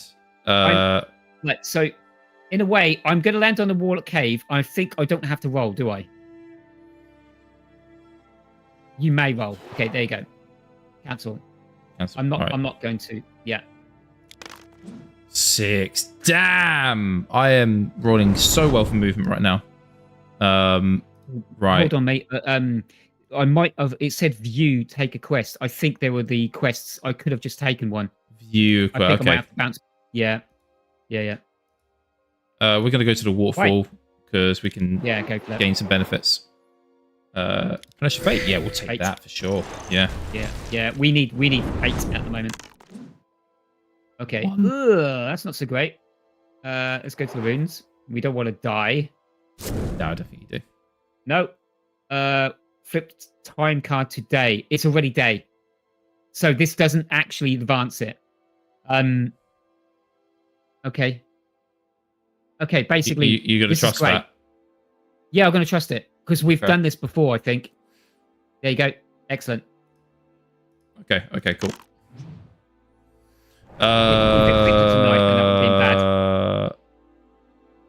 Ooh, Are you going to go and kick the dragon? Are you going to kick the Eagle King's ass? I can't. Yeah, that's it, gonna be mate. my next turn. Yeah, No, I'm do just it. thinking: do I land the Lost City and try and get a relic with double roll? Yeah, absolutely. Do that. Cast your spell. Yeah. Do Gonna that. try that, Yeah. right? Yeah, I think I agree with that one. You got a fate as well now, so you could potentially just Try and get it in there on the. Yeah. Yeah, that would be great. Oh, draw spell. Mini vortex. Oh, great. okay. That's not so bad. That's not so bad. Yeah. It's just fine. Do you want to keep the spells you got? Let me Or do have you want to a get rid of them? energize and I got energize and healing. They're quite- Not the most useful spells. I can literally just get rid of them pretty easily anyway myself. I'm not going to be spell locked with these spells, so you choose. But you don't need to cast them on me. I'm okay with holding on to them. At the moment. Okay, we'll hold on to it at the moment. It's fine. All right. See, if I get a talisman, I will need that energized to get through the pit things. No, we're not going to get it. That's What's 5. that? Lose a follower or lose a life. I'm going to roll the 1. Oh, fuck you. Go fuck yourself, game. Right. Lose a life. Lose a life because I've got healing. Oh, well, I can keep the urchin as well. Yeah, lose the life. Yeah. Yeah, you might as well, right? Because you never know. You might be the one going through the vampire tower to win. Yeah. So, cool. And I'll do the healing now. There you go. No, so yeah, there you go. It did come unuseful to keep healing. There you are. Yep, it is. Yeah. Okay. Right, we're doing okay, I think. Okay, I'm back on the temple. Damn right. Damn right. 6. 6. Oh my god, I got some strength. Yeah. Get some strength. That's going to come in handy. At the pit fiends. Right, I think I'm going to go for the talisman while you're mincing around here. Canyon. Draw 3 cards. I don't like that. I don't like that either. We're going to have to go back to the cliff. Yeah. Place rune gate. Okay. Oh, brilliant. Yeah, brilliant. We can That does mean that we can teleport. Okay, right. So if I get a rune gate up here at some point, I can teleport down there and tackle the Eagle King as well. So this is quite a good card to have in that position. Okay, I'm going to try the Warlock Cave. Lose your next 2 turns. Well, that's not so bad. Beautiful. That's not so bad. Yeah. Oh yeah, because I can teleport. Do we want to do? No, we want to beat the Kill Eagle. the Eagle King. So I need to cancel or roll. Hold on, let me just check your object. Do you discard it and you win? Yeah, you automatically win. So yeah, let's beat the Eagle King up, mate. Get a relic. Got to do it. Oh, nice. Okay. Very nice. Yes. Super strong. Yeah, we're fucking swinging at the moment. Okay, come on. No. It's worrisome, isn't it? It's just Lost City again. Are you kidding me? God. Fine, we'll do it. What's that? 4. Lose a life. Stop it. Why do you want me to lose a life? Why? The game really wants me to absolutely so John's suck saying it right now. you can't attack, but imagine you could cast a spell like Finger of Death. Mind you, that's the before battle. You know what? Yeah. Can I cast it myself? Okay. Yeah. Fine. Yeah. Why not? That divine intervention's not working. Very for you at the moment, situational. So. Oh. Look. Oh. Okay. Cool. take do a you need spell. my spell? Energize. You You don't need my spell, but at the moment, you can take my spell if you want. Take it. Take my spell. Okay, I guess I can. Yeah, because you can cast it anyway. It's easy to burn, but you give me a spell cycle. Yeah. So, great. Yeah. Which is brilliant. There we go. Okay. I got stasis cast on any character after they draw an adventure card, but before they encounter it, and place that face up in front of you. That's perfect. That means I can use my ability on you. Brilliant. So it means if you get an event, I can cast the spell. So stasis is a really good spell for us. That's quite useful then. So, okay. Yeah. Energize. So that's going to affect my strength, but I'm not going to do strength. I'm going to do craft on this guy. Oh, come on. Stop it. Stop. Oh, it did the same thing again. Dude, look, do you know what? I've got stasis now. So maybe I can help. All right. We're going to do it. Canyon. Oh, God. It's horrible. Oh, what the hell? What's this? Oh, you complete your what? Oh, I complete my quest. It's a bit premature. What happened there? We're still doing my turn, but okay. Fine. Oh, Did you just stop my turn? Yeah. That is weird, isn't it? Okay. No, okay, no, still going. Oh, that is very bizarre. This is strange. Yeah. Maybe that's a bug. Oh, perfect. No! No! I don't want that. No! Oh no, dude! That's not great. That's not great. But you can teleport to the alchemist to get rid of the lodestone. You can teleport to the alchemist to get rid of the lodestone when you beat the Eagle King. It's not so bad. But you do have, the problem is you do have a lot of equipment. I now have the talisman. You don't actually need the talisman. You don't need it. Oh my god, that's so annoying. Okay, you're gonna have to you're gonna use the sorry, you need the bauble. Right. You don't need the talisman, and you're gonna have to get rid of the sword. Yeah, there you go. That's the same. Do that. Yeah, that's what you should be doing. Yeah. Okay, so I've now got. Yeah. Okay. Cool. Let me just get rid of this. So I want to stick this somewhere where we're not going to go anywhere. So there we go. Just stick that on the graveyard. Yeah. Put that on the graveyard. Makes sense. Stick it on the chapel. Yep. Why? I've got teleport again. Nice. Brilliant. Okay. Cool. Dude, should I go for the win? I mean, you could wait. Well, I mean, wait you're for me. doing it, Dude, I could get Onkel in. Like, you could then teleport to me. I give you Onkel. We win the game. Done. Okay. Right. Okay, you may either replenish one fate or... Oh, absolutely beautiful. We'll take that. We'll take that. I need that. I need that. Yeah. Yeah. Okay, I just got myself some extra fate. Yeah.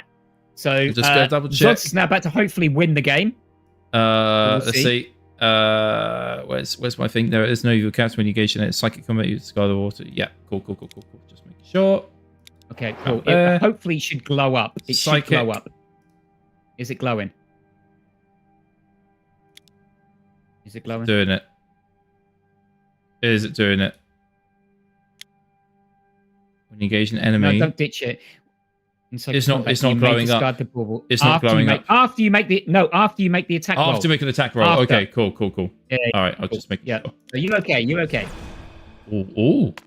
Oh wow. I can win it! I didn't need it! Amazing! Yes! What is going on? Dreadwing! Okay. Oh, beautiful. That's a great follower to have. Take that. Yeah.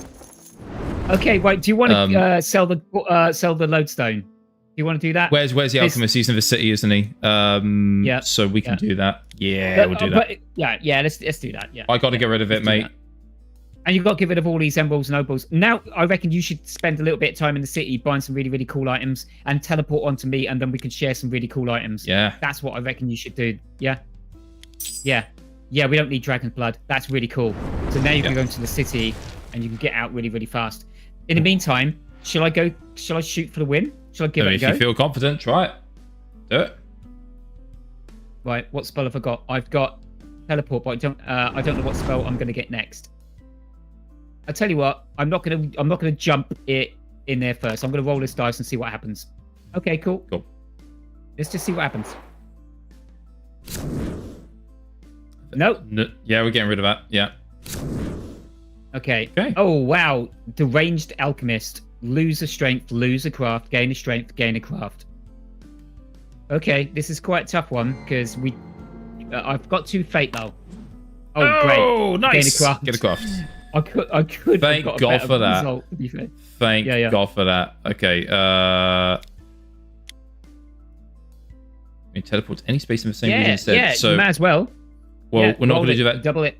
No, because that'll be in the outer region. So we're not going to do it just yet. No. You get to move 2 dice. Oh, fine. But if I roll the same numbers, I just teleport. No, you don't have to No, you don't have to. You choose to teleport or you choose to move. Your choice. You may. Okay, yeah, cool. All right. Yeah. Okay. Oh, high tempo. Well, if you want to spend gold and basically gain strength, gain strength. It's nothing. Nah, get the fuck out. Spend your money on something really cool. Yeah. Like these spells. I'm just trying to think things that might be of use to you. That's an interesting follower. If you land the character, that character must either give you a gold or an object. Fair choice. That's actually quite good. That allows us to be almost like the 5th edition alliances now. Yeah. So, yeah. Right. Okay. Cool. So, like, my teleport is not going to be much use anymore. I think I'm going to use my teleport, and I'm going to use it on the I'm going to use it on the temple.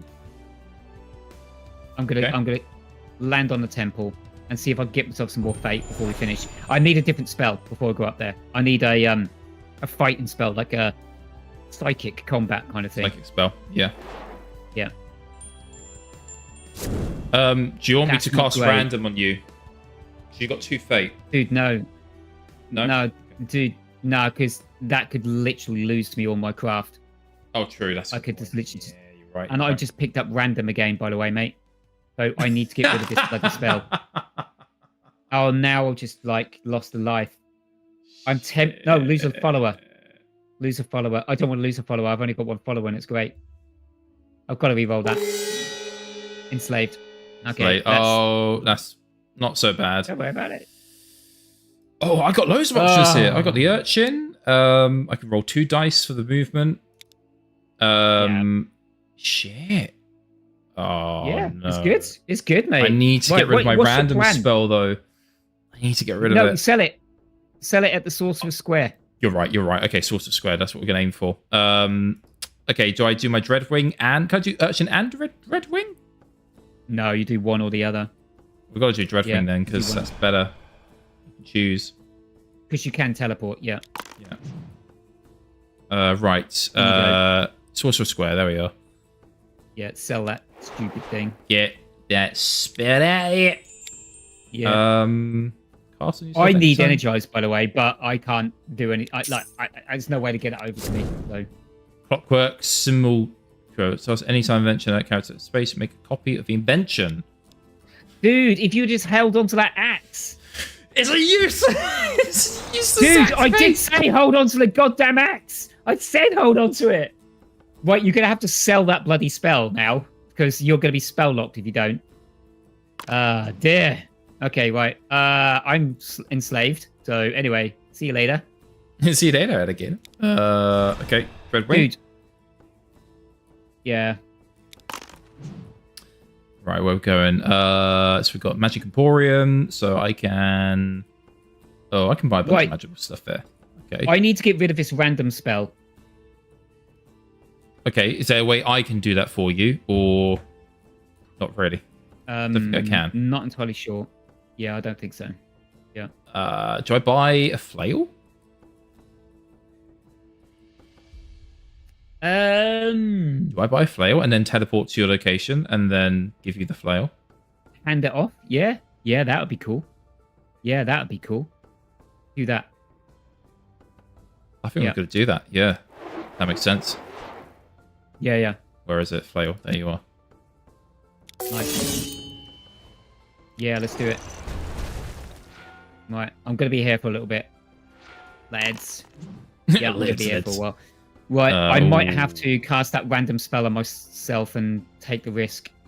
I've got no... run the risk, mate. I might have to run the risk. Oh, Jesus no, dude! Okay, Wharf... Yeah, because I can pay gold, teleport to your location. Yeah, yeah, yeah. Good to do that. Yeah. Right, okay. Do I cast this spell now? Oh wait. If I teleport to your location, give you the flail, and then you cast random on me, because I'm not as important. Okay. Yep. Okay. Let's do that. And I mean that in the game, not in real life. I'm quite important in real life, folks. Don't worry about it. In real life, you're everything. You're the alpha, the omega. Yeah, I'm the alpha. Yeah. Okay. Oh yes, because we have that right. Glenn is thinking. So you need to give me something, and then I can hopefully give you something. Choose an object to give up. What? I can give you an object. Oh yeah, I can. Yeah, because I got the panhandler. Okay. So you need the crystal shard.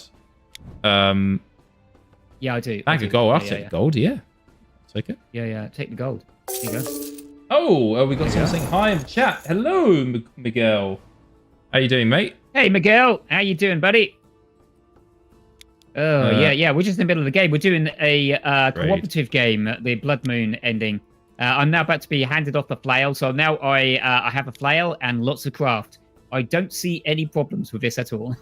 You can only hold one more item, can't you?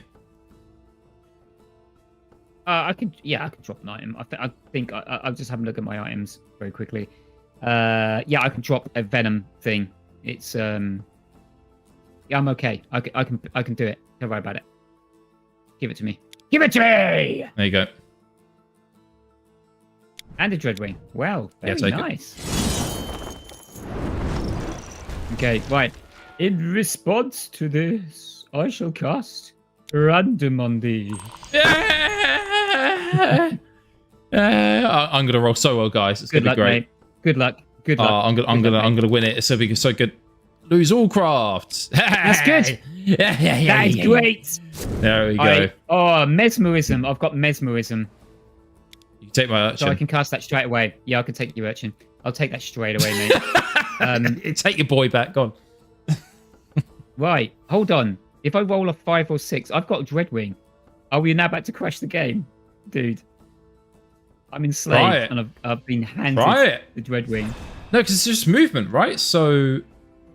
it says if I roll a 5 or 6, I've got 2 dice to roll a 5 or 6. Yeah. There you go. That's great. Yeah, there you are. Suckers. Right, win the game. Yeah. Win the game. Go on. Win the game. Come on. Nah, you should have used strength. Yeah. Right, let's get some mesmerism on the go. Let's take that. Because I'm going to need it at the vampire's tower. Stupid urchin boy. I'm going to take it to the vampire's tower. It's like, come here, little boy. Come here. I got plans. I got plans for you. You have very youthful blood running through those veins. It's an event. No, it's an event. Oh, shit. Oh, come on, For 2 dude. rounds, characters It. cannot replenish fate, gain fate, or pay fate to reroll dice. No! No! Dude, that's the worst thing ever. What? Oh my god. The hell is going on? Shitholes, dude. Do not draw any more cards. We are I'll try not to, screwed. man. I'll try not to. Oh my god. I can't use fate to reroll this. Oh, shit. Anyway, you didn't want that little boy, did you? Hey, little boy, come over here. Right now. Of course not. Oh my god. I've got temporary change. Basically, I Temporal can change. temporary change of alignment. It's going to take a life of you. Do it. Oh god, do I bounce back? No, I don't want to go to the ranged alchemist, to be fair. No, The you don't want to ranged risk that. alchemist- You don't want to risk that. You can Dude, bounce. This is stupid. Come on, you got to try. You got to try. No. What's that? 6? No, 7, 8. it's 11. 9, 10. It's 11. Hey! See, told you. Yeah. Yes. Right, okay, hold on. Got it. You can, yeah, do it. Do it. I'm going to turn you evil. You absolute motherfucker. I lose a life, I think. We've got to do this. Do I lose 1 or 2? Let's find out. Because it's 2 rounds, right? So maybe it's just 1. Try going up into the portal of power, but use your craft to try and get through, or strength, whichever one you're not going to lose any. Okay, I've got misfortune. It means I can cast on anyone's about to roll a dice and automatically rolls a 1 instead. So I can actually use that if you go for the portal of power, so you can come through. Cool. So yeah, let's do that. Yeah. Oh, hold on! Don't do anything! Don't do anything! I accidentally queued it, and you're now about to roll your dice for movement. Yeah. I can go to the treasure trove. Dude, no. Go up into the portal of power. I can get you through. Okay, cool. Fine. All right. Let's see. Roll the dice. I'm through. Yep. Oh man, I cast this. I tried to cast a spell on you, for crying out loud. That's weird. Is it because it's fate? Okay, no, it's not fate based. I'm casting it on me. Yeah, you got to. Yeah, you have to. That was amazing. Oh, no, you should have done it on the pit fiends. Pit fiends. No, it's fine. I've got time steal. I've done it. I've won. Oh my god. Yeah. Okay, right. So I think I should carry the urchin and get rid of the panhandler. The panhandler, where he's just like, oh, dude, I'm such a... I I've got some troubles here. Do I get rid of the urchin, the panhandler, both beggars essentially, or do I get You're rid of about the to win the dread ring, game, Glenn. You're about to win it. Like, that's... No, don't get rid of the dread ring. What are you doing? No, why? Yeah, we got rid of the dread ring. Yeah, dude. Why would you do? Oh. There you go. There you go. At least I get to stay in the middle region then. Sorry, inner region. Okay. Okay, cool. Will affect you.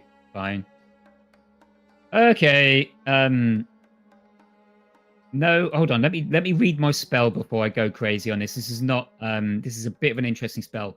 It is Magic Shell, and at start or end of my turn, no spells or magical objects will affect you until the start of your next turn. Okay, including ground of commands. You cannot cast any spells or use any magical objects until the start of your next turn. So that does mean that using it now, I can probably just use it just to blitz these pit fiends, because I think I just cast a spell and get rid of it. Actually, do you know what? I don't need this spell. I think I'm just going to hold on to it and I'm not going to risk any problems. I'm just going to go for the pit fiends. Sure. Yeah. We've got 4 of them. I can re-roll that if I wanted. Let's do it. Yeah. Excellent. Yep, that was a good re-roll. Anyway, good. Let's take a flail to their faces. Thanks for the flail. That's alright. That's alright. Yeah. There we go. Casting yourself. Yeah, cool. Nice. Nice. Yeah, and with the flail, you're unstoppable, basically. Yeah. Oh no, hang on. Wowzers. Look at this game. That is clutch. That is clutch. That is. Yeah, check it out. Let me cast a spell. What? Let me cast a spell. Yeah.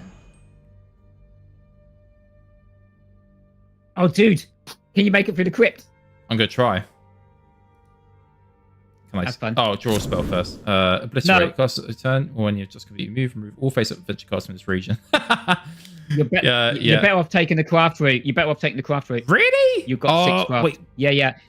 You only got 5 strength. You Why? only duplicate Because of my base stats. Yeah.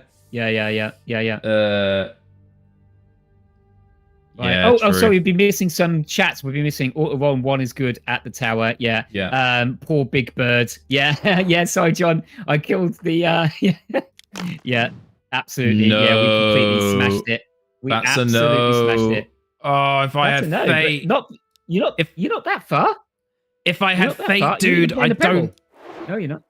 Oh no, shit! Wait a minute. No, I don't want get this. Turned into a toad. Don't get turned into a fucking toad. No, I'm gonna. Oh my God. Shush! I'm gonna do. Oh my God! I'm gonna do this. Oh wow! Dude, I ain't doing any of that. Reanimate. Oh. Okay. Not bad. The necromancer. Oh, we can deal with that. Oh wait, what's going on here? Okay, cool. Yeah. That's all right. We're good. Yeah, we're fine. Get out of here. Get out of my face. So, I have a dream. I don't think it's going to work, but I'm going to try something. We could do. I'm going to cast my magic shell on myself to draw another spell, in hopes that somehow I manage to get the random spell back again and turn myself into a toad. Okay. See if I can win as a toad, Ross. Let's do it. Okay, wish me luck. Okay, actually, I'm not going to be affected by spells anyway. So...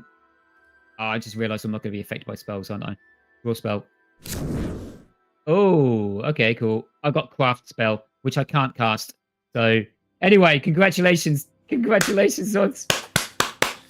Yeah, we did it.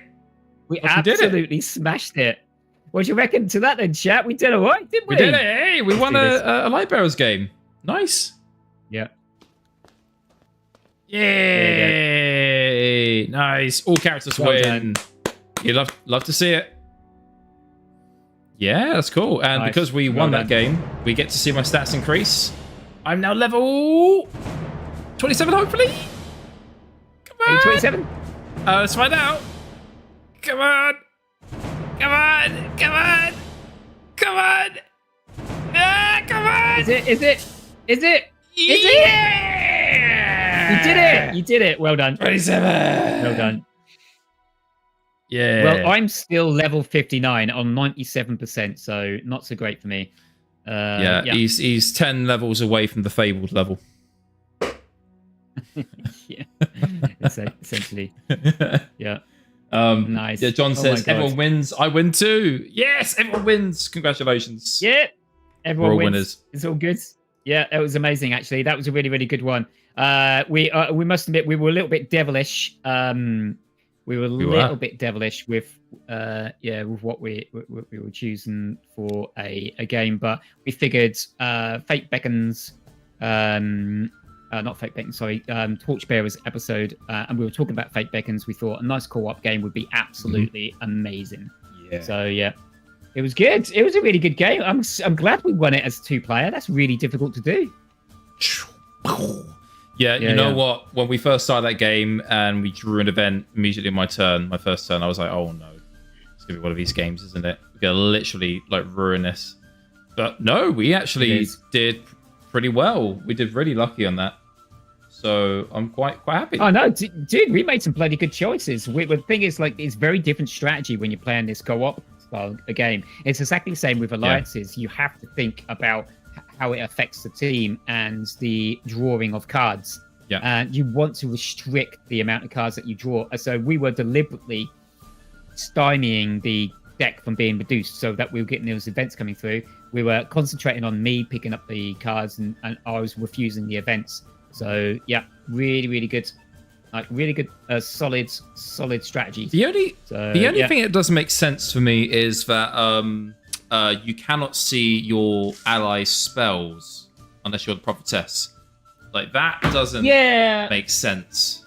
If I'm being honest, it should be a good thing to see what spells your friends has, so that you know what to do. Yeah, I agree. Man, my tankard's looking a little bit low. Don't know about yours. Mine's empty. Mine's gone. Okay, right. So, what you want to do? It's already 11:30. We can stick around and have keep on chatting for a little bit longer if you like. Yeah, let's have a little kick back at a chat and a chill out session. Yeah, sounds good. I don't think we've got time, folks, for another game, unfortunately, because it's a bit too late in the evening on our end. But we'll certainly stick around. We might talk about some news, some upcoming stuff, maybe, potentially. But we'll feel it out. So I will leave Glenn to chat with you folks while I also refill my tankard from the bar. I'll be back in a mosey. Yeah, cool. Absolutely. So how do you guys find that? I mean, it's always tough if you're lurking around in the old chat room. Maybe you've not played Talisman before, or you're thinking about playing it and you just stumbled across our live stream. Always welcome thoughts and any kind of feedback, but ultimately we had a bloody good time. We had a couple of really great videos to begin with. We watched the Nomad Games advert for their up and coming release of Fate BEckons digitally, which is happening in about 2 weeks time. So looking forward to that. Really looking forward to that. We like a co-op game, to be honest with you. It's all feeling good, even though obviously we know what Talisman's like. It is quite highly competitive. And then we watched 2 Ash Quest unboxing videos. One was a spoiler, one was non-spoiler.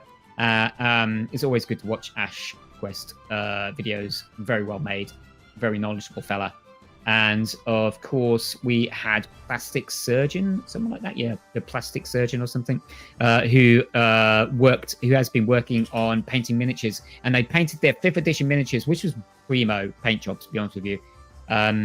It's always good to see really artistic and creative people working their magic on miniatures. I wish I had time to do it myself, to be fair, but I don't. But good to see everyone else having so much fun. So yeah, and then we rolled straight into this game. This Torchbearer ending from the Blood Moon expansion. Had a lot of fun. Looked pretty dodgy, as Lord Zod said at the beginning. But then we absolutely switched it up. Will you post links to the videos? Yep. So with already, John, inside of the description are a at mentions to these channels.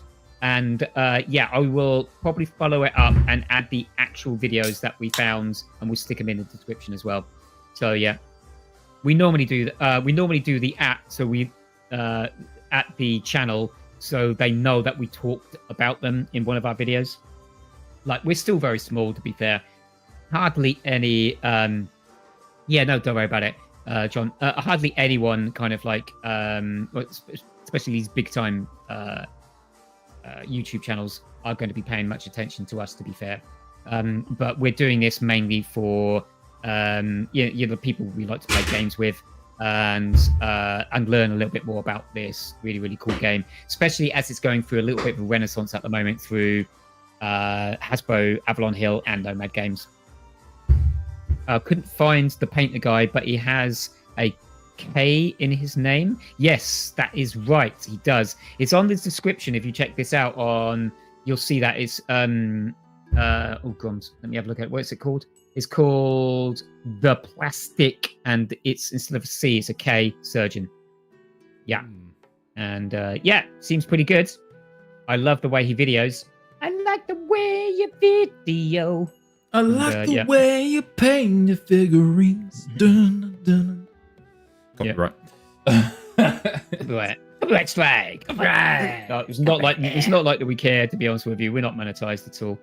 At all, to be fair. I mean, if we do ever get monetized, that is something we have to unfortunately consider. Because the moment we get monetized, the copyright strikes will come. No more swearing. No more swearing. No more swearing. I don't. No more drinking as well. No more this. No more that. No more drinking. All right, stop. Wait a minute. Stop. Yeah. What's going on here? What's happening? Are we going to total? We own a fucking tavern, mate. We can't not drink. So we sell non-alcoholic beverages like beer. Okay. It's not going to go down with the talisman. It's not, is it? It's not. Well, I think as long as we don't show any branding, then we'll be fine. Yeah. It's all non-alcoholic. Don't worry about it. We would do that to ourselves. Yeah, Talisman Cafe. That could be a daytime stream maybe, and then our Talisman Tavern is on nighttime after hours, So yeah. So what are we talking about? We did talk a little bit about what we're going to be releasing over the next couple of weeks. Zod's really at the beginning, but if you missed it and you're still sticking around and you want to know a little bit more about what's going on, we might as well spill the beans on what's happening. We have a couple of things. I think we can share, but to be honest with you, we've literally only just organized it, and we're going to be waiting for times, dates, and specifics. But it does look like we are probably going to get our hands... Well, we're going to get our hands on Talisman Alliances Fate BEckons with all of you guys and girls when it comes out in a couple of weeks' time. But as soon as it drops, let's just say we're going to be doing a live stream literally as it's been opened for business. So within minutes of that game dropping, we are going to be playing a live stream of that game. We're in the middle of arranging it right now with some very special kids. So yeah, it should be quite cool. Oh, will you be kidnapping Tom?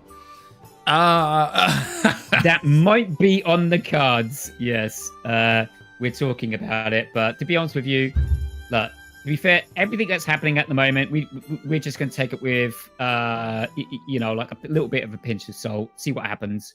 If it happens, it happens. But that's what we're trying. That's what we're going for. So yeah, we might be able to see if we can blow up a live stream, develop a live stream or two, very close to the launch date. But to be honest with you, they've got a lot going on. There could be all kinds of crap going on, and that we could easily just be pushed aside. 100%. Yeah. So, but even if we don't do it that way, we'll probably just launch live stream on it. I'm really excited about this expansion. I think this is the expansion that Talisman needed. I when 5th edition initially came out, I did complain quite heavily about the fact that I just thought that they missed an opportunity. They missed a big opportunity to make some big changes, and just felt like they were releasing the same content under a slightly different artwork and some slightly weird, house rules. Great, it's fine. It's good to see the game constantly being reintroduced and stuff like that. But I wanted more. I'm a game designer. I wanted more. I'm sorry. But so I'm not a conservative or traditionalist when it comes to these kind of things. There you go. Yeah, and but they delivered with Alliances. At least Avalon Hill did. So I'm quite excited about that. I'd love to get deep into that, all the trials digitally, and maybe we might, maybe Zods and I will create a quests with guests series where we can try these trials and try and see if we can work our way through it, so we can unlock all the potential of these of this expansion. So yeah, who knows? Yeah. Yeah. More news oh my god. Nemesis. Yeah, Nemesis. Yeah. It's going to be up for pre-order next month. That's amazing. Okay, cool. I wish I had more information. on it. But obviously John would probably know way more than us, but I wish that they're always so secretive about this kind of thing. Yeah. So Nemesis, who knows? But pardon me. If they're continuing in the same vein. I don't know if anyone here watching has played plays video games or has played specifically the Middle Earth games. So Shadow of Mordor, Shadow of War. Shadow of War specifically had a Nemesis system, which was basically you encounter orcs, which are basically like boss fights, like they're leaders of factions, and you beat them, and you can kill them, or you can, shame them. There's lots of different ways, but they can basically, there's ways for them to survive and live on and basically level up to a higher level as they keep going, whether that's through them beating you because you failed the combat, or you beat them but you let them go rather than kill them. They can get more powerful. And there is an okay. I have a clip I can show you, Glenn, before we end this off. It is amazing. You are going to love this. I will get this ready for you. Are we gonna go back to a clip? Are we gonna go back? We are, but trust me, it's basically, this is the Nemesis system that I'm talking about in Shadow of War, basically. But we will give me a moment to load that up, folks, while I get this prepped, because you will love it. It's great. Let's see. Okay, cool. Yeah, I look forward to it. Yeah, we're looking forward to what Nemesis is going to bring. So far, what we've heard about, the thing is, we've not heard straight from the horse's mouth, but we've heard a lot of people talking about it, that it's going to be a many versus one kind of system. Maybe, we don't know. Maybe that is what's going to happen. And that sounds quite good. I'll be interested to see how they play it, because if they're trying to go away from the free-for-all competitive kind of Talisman feel to it, where everybody's hacking each other to bits and you're kind of ganging up on each other, then like in some kind of team play thing, then that sounds okay. I would like to try that. But I have to say, I absolutely loved my in real life game of Alliances the other night. With a bunch of newbies. So cool. So absolutely cool. And we are going to be playing Alliances at the Norwich Games Convention, or at least some of the time, not all the time.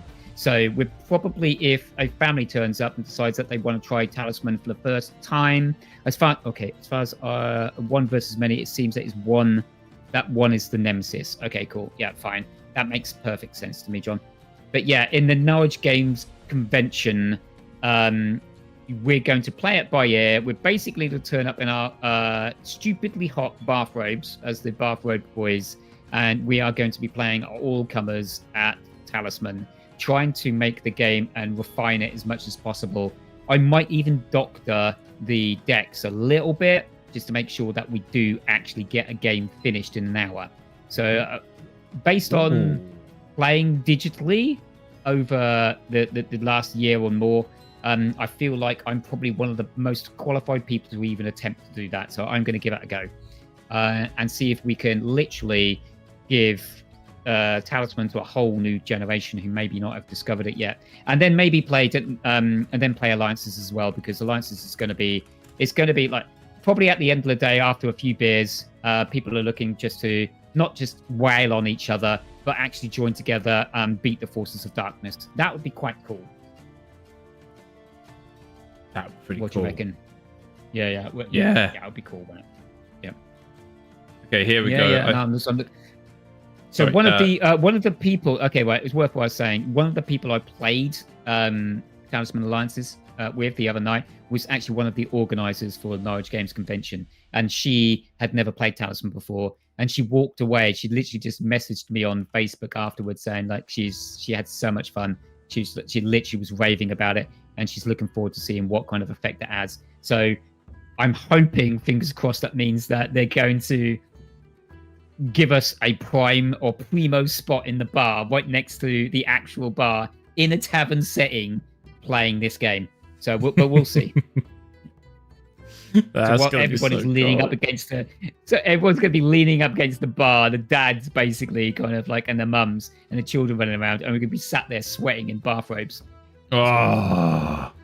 Oh man, yeah, it's still gonna be summer, so dude, it's crazy. Might have to ventilate those bathrobes with some holes. Aircon bathrobes. There you go.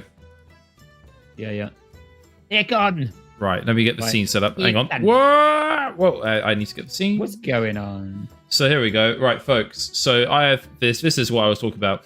This is a great game, by the way. This came out 7 years ago.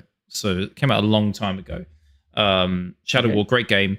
And basically, as I was saying, with orcs, you can either kill them after beating them in the boss fight, or you can shame them. And if you shame them, they level down, they lose stats.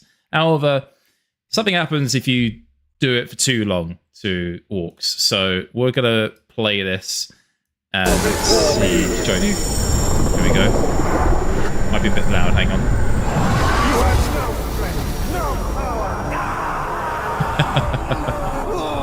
Wow. Yeah. You shamed me! Me! I hate being shamed! The other Uruks won't stop making fun of me! Why didn't you just kill me instead? Oh, I hate you! Nice.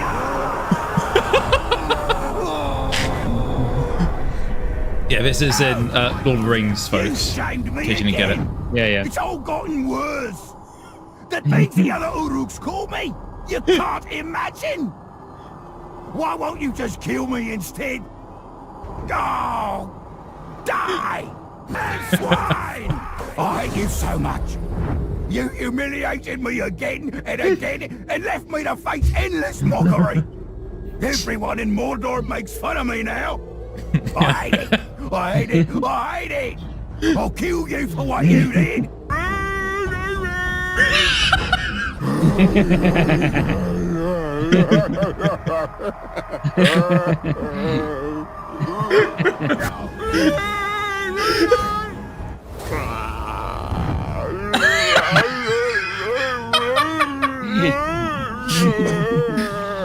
So if you shame them to level 1, they become insane. So this is him now, insane.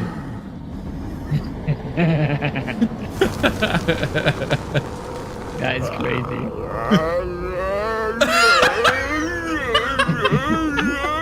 He doesn't look happy. He doesn't look happy at all, does he? Finally! You've given him mercy. Jesus Christ. Oh my God. And yeah, there's a whole series to this as well. So, yeah, again, same thing basically. So he shames him. He's already at level 1. Yeah. And does it do anything different? Became a maniac. There you go. So. Oh no. Oh no. Hug the maniac. I remember the pain and the fear. And everyone else spitted on me. I remember it all. Poor girl. Poor Carl. I know, right?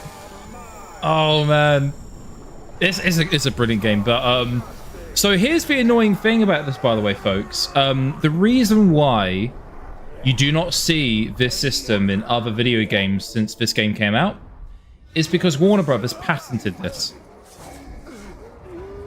Oh, what, the system? Yeah. Wow. I love that little reaction Guy was from the losing it, absolutely losing it. So basically the idea is you got your nemesis around the map, and they gain strength as they beat people, and then you can fight, and then it's basically like, I think it's what Nemesis and Talisman is kind of like that in a way, right? I think if I've got it right in my head, I think that's kind of what they're going for with Talisman.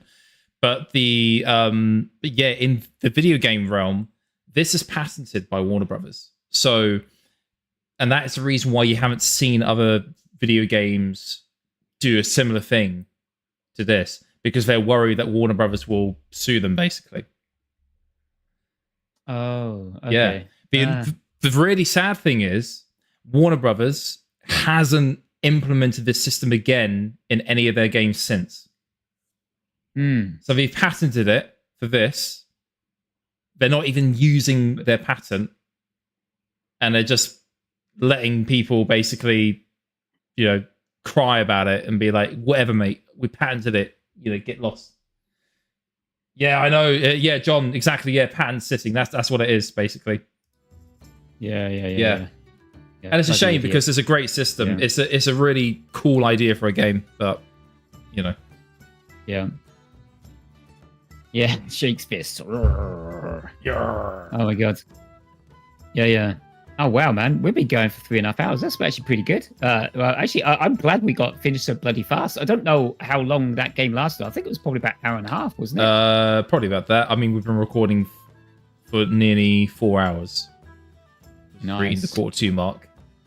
We started that about 20 minutes before we went live, so we've probably been streaming for about, I'd say, like 3 hours, 20 minutes, something like that. Yeah, so. I hope some of the other YouTube creators manages to kind of circle back, let us know what they think to our thoughts and opinions on what it is that they're doing.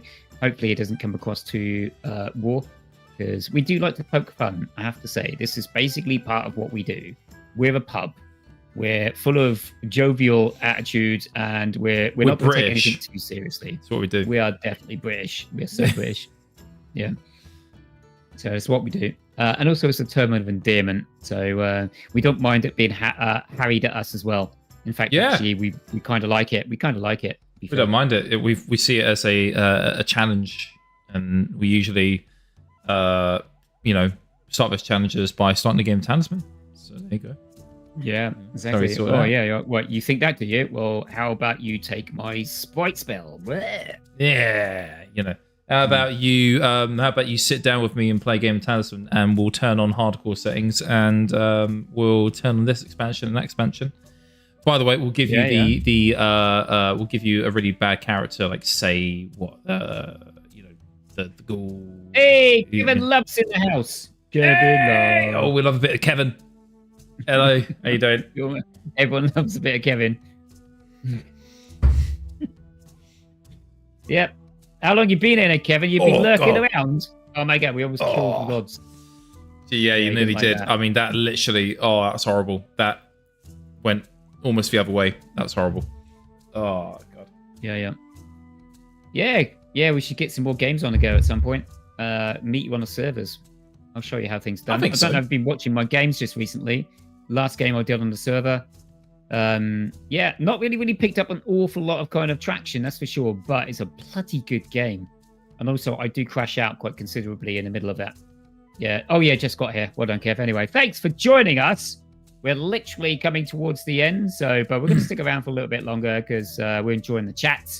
We're going to see what you guys got to say. Yeah, feeling the vibes, man. Feeling the vibes. That's exactly what we're doing here. Yeah. So so we released a little bit of content just recently. We're getting ready to release. Oh yeah, we were saying we were going to release a video very, very soon. We've got 2 videos which are in the editing suite, as it were.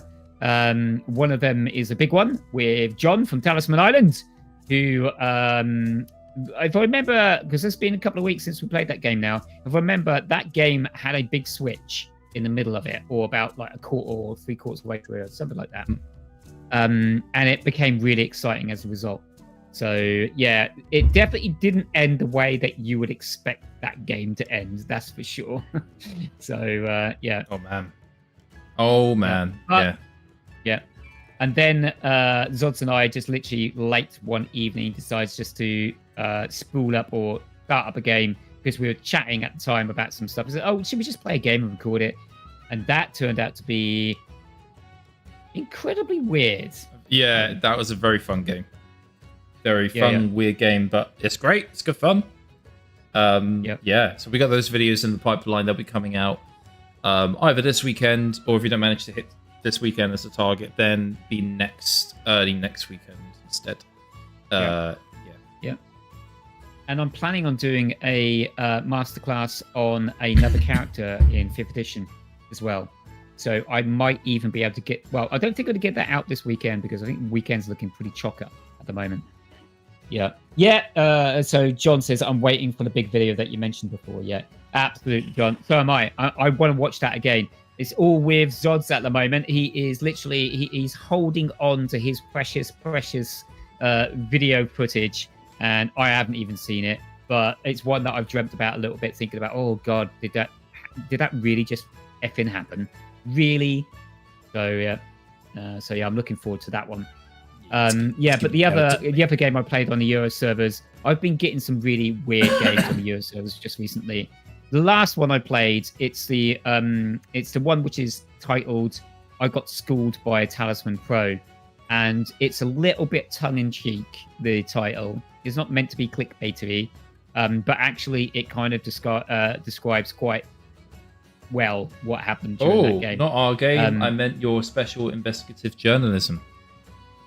Oh yes, okay, yeah, that big video. We are still collecting footage for that. It's a real. We had to chuck away a lot of footage, unfortunately, but we are now gathering. The thing is, the premise of the video that I'm doing at the moment, the subject matter is getting kind of watered down very considerably as we head towards the next release digitally, weirdly.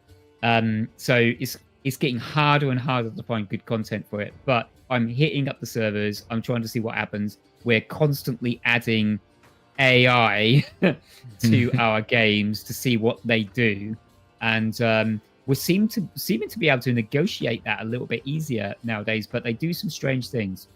So yeah, that's going to be a big video drop. That one that needs to happen in the next couple of 3 weeks, basically around the same time as we get Fate BEckons drop. I think so. Yeah, it needs to happen. Yeah, it's a good video, and it's quite... So, yeah, other things that we're doing, Zots and I, we've been talking about, we're actually doing... Yeah, no spoilers. We're actually doing other masterclass type videos. Can we talk about some of the... Not the titles, but can we talk about some of the subject matter?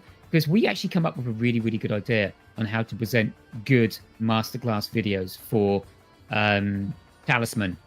Something which no one's really done before, but I think personally is incredibly important for the game, especially if you're learning it for the first time, playing it for the first time.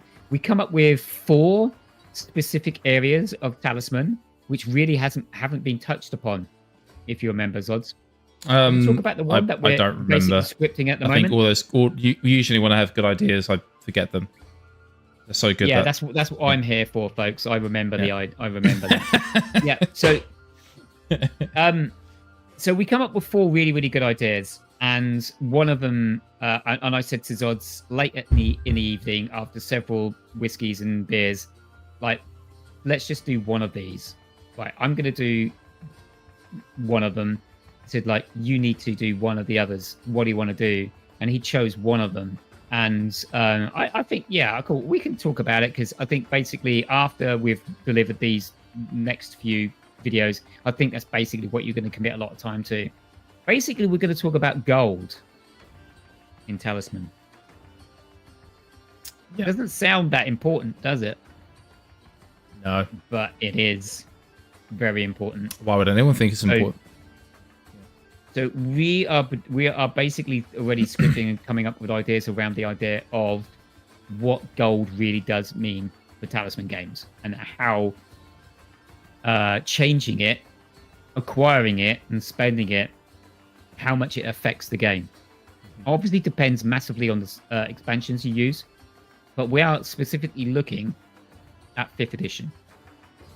What is the importance of gold? How can you use gold to change your luck in this game? That will include lots of different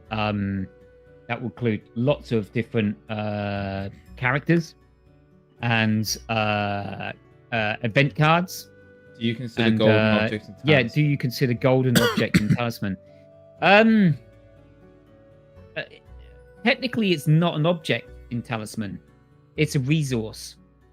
Yeah, Kevin. Like so, and gold can do we're going to be talking a lot about the 4th edition as well, because the 4th edition really does, like, gold really does affect. You could do lots of really cool stuff with gold in 4th edition, and 5th edition they're only just starting to catch up with that.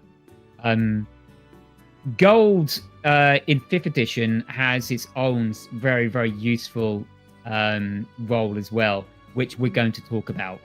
So yeah, for people who have not played Talisman before, gold looks like, oh yeah, you just get gold and you use it to buy items and stuff like that. But then you're like, well, I can pick up items. So, you know, instead of just constantly picking up gold and spending it at the places, the markets and stuff like that, taking advantage of that, then what else is gold useful for? Well, we have a video for that, don't we?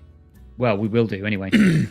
Yep. Well, we have some ideas in the works, so we're currently in the initial stages for that, basically. We're going to be working on that over the next few weeks. Also looking at, like I said, there's 3 other areas that we decided to look at, and all of them equally important.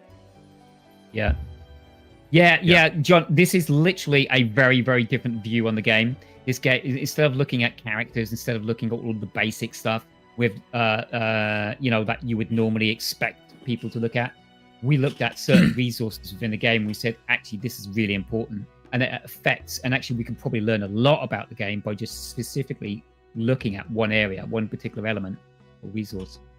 Because we start talking about gold, we've got to talk about the merchant, right? Yeah. So yeah, there's a whole host of other things. We could talk about events. We could talk about spells. We can talk about a whole load of a litany of stuff. So yeah. There's quite a lot of potential there. Sorry, excuse me. Well, that whole swallowing scenario like a few minutes ago really fucked up my throat. Ooh. Yeah. Wow. God. What's wrong with you, mate? So, what else do you want to talk about, Zods?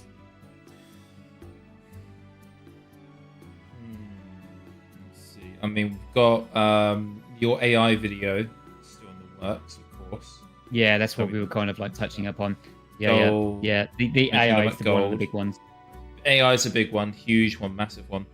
That's pretty big. I mean, we've got the game coming up. We have a game coming up on Saturday this weekend, which is we're going over to a friend of ours. We're gonna hopefully play a game of Talisman, and if they're up for it, then yeah, we'll get that recorded. Do another kind of montage, I suppose you could say. That'd be cool. Good thing. Yeah. We're gonna take a few photos of that. The game of Talisman that we're going to be playing over the weekend, we're going to be playing with a bunch of people who we used to play quite a lot of 4th edition Talisman with, and we've never played a 5th edition Talisman game with them apart from one guy who happens to be the birthday boy this weekend. So all the other players are probably expecting a little bit of 4th edition, but we're going to drag along 5th edition and maybe play Alliances, which is going to be quite cool. Yeah. Kevin says that their gold was stolen because the courtesan used to steal object and took gold, and they're a bit surprised by that. So I think when we say resource, we're not literally referring to it as a class called resource in the game. It is an object in the game. It is still considered an object by the rulings. But it is not like the same as other objects. It's not the same as it's not considered an object. So let me explain. So for example, certain events or enemies or things ask of you to drop drop an object, and a gold is blatantly not an object. But they caveat that with object or gold. So gold is normally added as a resource afterwards. So, yeah, I agree with Kevin. Like, obviously, I had no objects in the game the other day, and the courtesan used steal object and took a gold. You can, at acquisition, for example, you can take an object or a gold. If you're a thief, you can take an object or gold. So, yeah, absolutely. Yeah, but yeah. It's an object. It's so, just yeah, the card and take the card. Yeah, so that's what we're saying. Because if you look on the card, it says object, like in the actual class. Yes. If you wanted, you could house rule that you just keep the gold as a trinket or similar. Yeah, so you could house rule that. But in the digital version, they treat that as an object, and therefore it's susceptible to those conditions. But I think what is important is that even though it's an object, it's still considered. It behaves like a resource because you can't normally use gold for anything other than just buying stuff, basically. Yeah. Or having it taken away from you by an event. So. Yeah. Okay. I've just got to take this call. Is that okay? Just literally. Yeah. Okay. That's all good. Cool. Glenn will be back in a moment, folks. So yeah, I mean, we had a pretty good game there. That Lightbearers is something that you don't really see, as far as I'm aware, you don't really see a lot of. I mean, it seems like people are much more into the kind of competitive nature of Talisman, especially 4th edition. Lightbearers is actually it's a pretty fun game mode, but you do have to be in the right mindset for it. I mean, Glenn and I, we play lots of Talisman together. In our minds, we don't mind switching between the two, because the Lightbearers is actually quite fun. It's interesting to see that a lot of people prefer the 5th edition, especially newer players who are getting into it, and with the new Alliances expansion, because when Glenn played in person with his buddies in Norwich not so long ago, some of those players had never played Talisman before. That was their first time. And they were playing with the Alliances expansion, and they said they loved it. They said they want to play it again, basically, right? Now, I wonder if they would have got the same feeling if they played normal 5th edition or even 4th edition, perhaps. Sorry, I just seen the chat, so let's have a look. Kevin, I love that there is always more to learn. Well, absolutely, yeah. Talisman has a lot of depth. It's one of those really layered games where there is because there's so many layers to the game, there's so many things going on. It makes it a bit hard to digest if you're brand new to the game, but as you play it over time, you learn like the intricacies and the nuances of it. And that is one of my favorite things about Talisman, is just the amount of kind of layers and strategies there are to it, with all the randomness, albeit, mind you. John says, but who knows, I may change my stance depending on your video comments. So just remind me what that's a reference to, John, because that's not immediately caught in my head there, what you're referring to there. Kevin says, Lightbearers is fun, not with AI though. Yeah, so, I mean, with players, yeah, you know what, Kevin, you're absolutely right. Lightbearers with AI fucking sucks. Pardon my language. The option for AI for that ending should not exist in the digital edition. You should only be able to play that with real people, in my view, because the AI in the digital edition sucks. It doesn't care about helping you out. It cares about it being the main character and winning, basically. which is a stark Yeah, it doesn't contrast to work. what Yeah. you saw tonight in our game, where Glenn was the one who was clearly building himself up to be the winner in terms of winning for the team, and I decided to give him the items he needed to like win then and there, basically. So, John says gold. Okay, yeah, cool. So gold. Yeah, I mean that's the thing. So, I can't really say too much on like the things that we've kind of talked about, but what I will say is like there's definitely certain ways in which gold can impact kind of strategies and how people, how it can actually really help you out in the game. How it can also hinder you as well. Yeah. We'll save that for the video, basically. Yeah. I mean, what do you reckon? What do you think, John? Because it sounds like, I mean, correct me if I'm wrong in the comments, of course, but it sounds like you don't believe that gold has much of an impact on the game. Am I wrong? Am I right or wrong in that?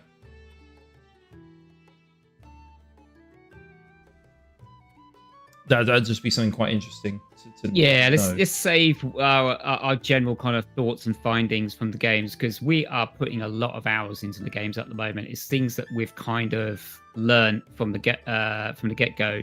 You're right, John, a little bit that you can probably you could probably do reasonably well in the game without certain resources. That includes gold, or but maybe fate is one of those as well, right? If you're rolling really well and you don't need fate, then you don't need fate. But we all know that having certain resources like fate makes the winning of the game a little bit more accessible. And gold is kind of one of them, but not as important. But it depends on the characters you use, and also depends on the strategies and tactics you use too. Also depends on what expansions you got available to you. So in the 4th edition, like having a character which can amass gold, and you've got the city, pretty interesting. Also, if you have the highlands and you don't have the city, that kind of nerfs the highlands a little bit, because you only have one space where you can turn gold in. And then what are you going to do with all that gold? Yeah. Oh, John says it was more about whether you consider it an object or not, and why you actually swap it for a coin rather than just keep the card. Maybe it was dealt that way just for the fantasy feel. Yeah, I mean, considering object or not, I mean, gold coins are technically an object, like they are things you keep on you, just like other items, I suppose. Why you actually swap it for a coin rather than just keep the cards? So, I mean, the video is going to focus. The video that we got in mind is going to focus more on the actual strategies, kind of like why gold's so important. I think that's kind of what we're focusing on. Yeah, you're going to use the video as best as we possibly can to really identify clearly what characters use gold the best, and also what expansions might be needed to make the best use of them. Yeah, exactly. And more importantly, then as well as that, focus on what really gold means when you first start the game. When you've never really played Talisman before, you don't really know why this is a useful resource apart from just buying items. So yeah, you can do a lot with gold. You can't do as much with gold as you could do with really loads of objects, for example. But having gold tends to give you a couple of advantages.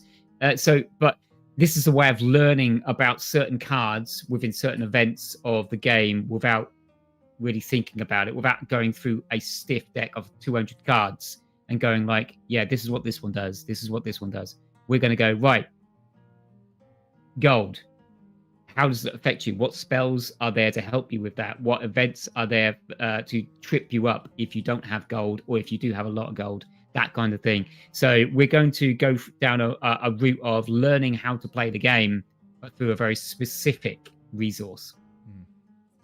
Which is quite a weird way of doing it, but we've already talked about it. We wrote some ideas, and we've already come up with quite a nice, cool plan for it. So yeah, I know.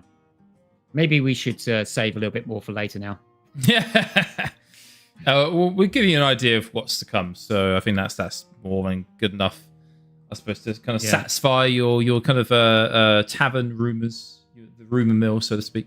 Kevin says, at least it doesn't count towards your full item inventory. That would be yes. So that is an interesting parameter about gold as an object. You can carry doesn't matter how much gold you have. You could technically carry 100 gold in the digital version of the game, because obviously there's no limit to how much gold you actually have in the board or in the box. You can have 999. Actually, I do wonder if there's a way you can break it where I wonder what happens if you set it to 999 and then it goes one over and then it crashes the game. That'd be quite interesting. Yeah, well, you could probably do that if you just set aside some time just to see what would happen. Possibly. Yeah. I mean, there's tools. You could definitely do it as a solo game. You could definitely do it on a solo game. No, there are tools that you can use to hack certain values in the game and to force that kind of behavior. So you can certainly look into that just to see if you can break it. I'm sure you can in this game, because there's a lot of things that are kind of duct tape in 4th edition. If that makes sense. So yeah. I mean, I was thinking then, because I know you got your AI video coming up, and I know that you kind of want to do how do I make this cryptic? I know you want to do like a kind of like a Neo thing. If you catch my drift. Yeah. Right. Yeah. What if you could apply that mentality to your thumbnail? Because we were talking about thumbnails and how you might have noticed a few of our thumbnails for the last few episodes or videos have been a bit different. We're currently experimenting with different things at the moment to see what's working, what isn't working. Going well. It's not going well. No, the algorithm is just like, what the hell are you guys doing? It really doesn't like it. But we got to try it because, now's the best time really to try that sort of thing. So we're just seeing what sticks, what doesn't. And what people like to click on, and can we actually get the gist of what it is that we're doing in this game, and also advertise to people that this is all about Talisman. How do we do that? I think we hit quite a nice little solid way of doing that early on, which has helped us to grow even the small amount that we have done. But we decided to get a little bit more creative and see what would happen.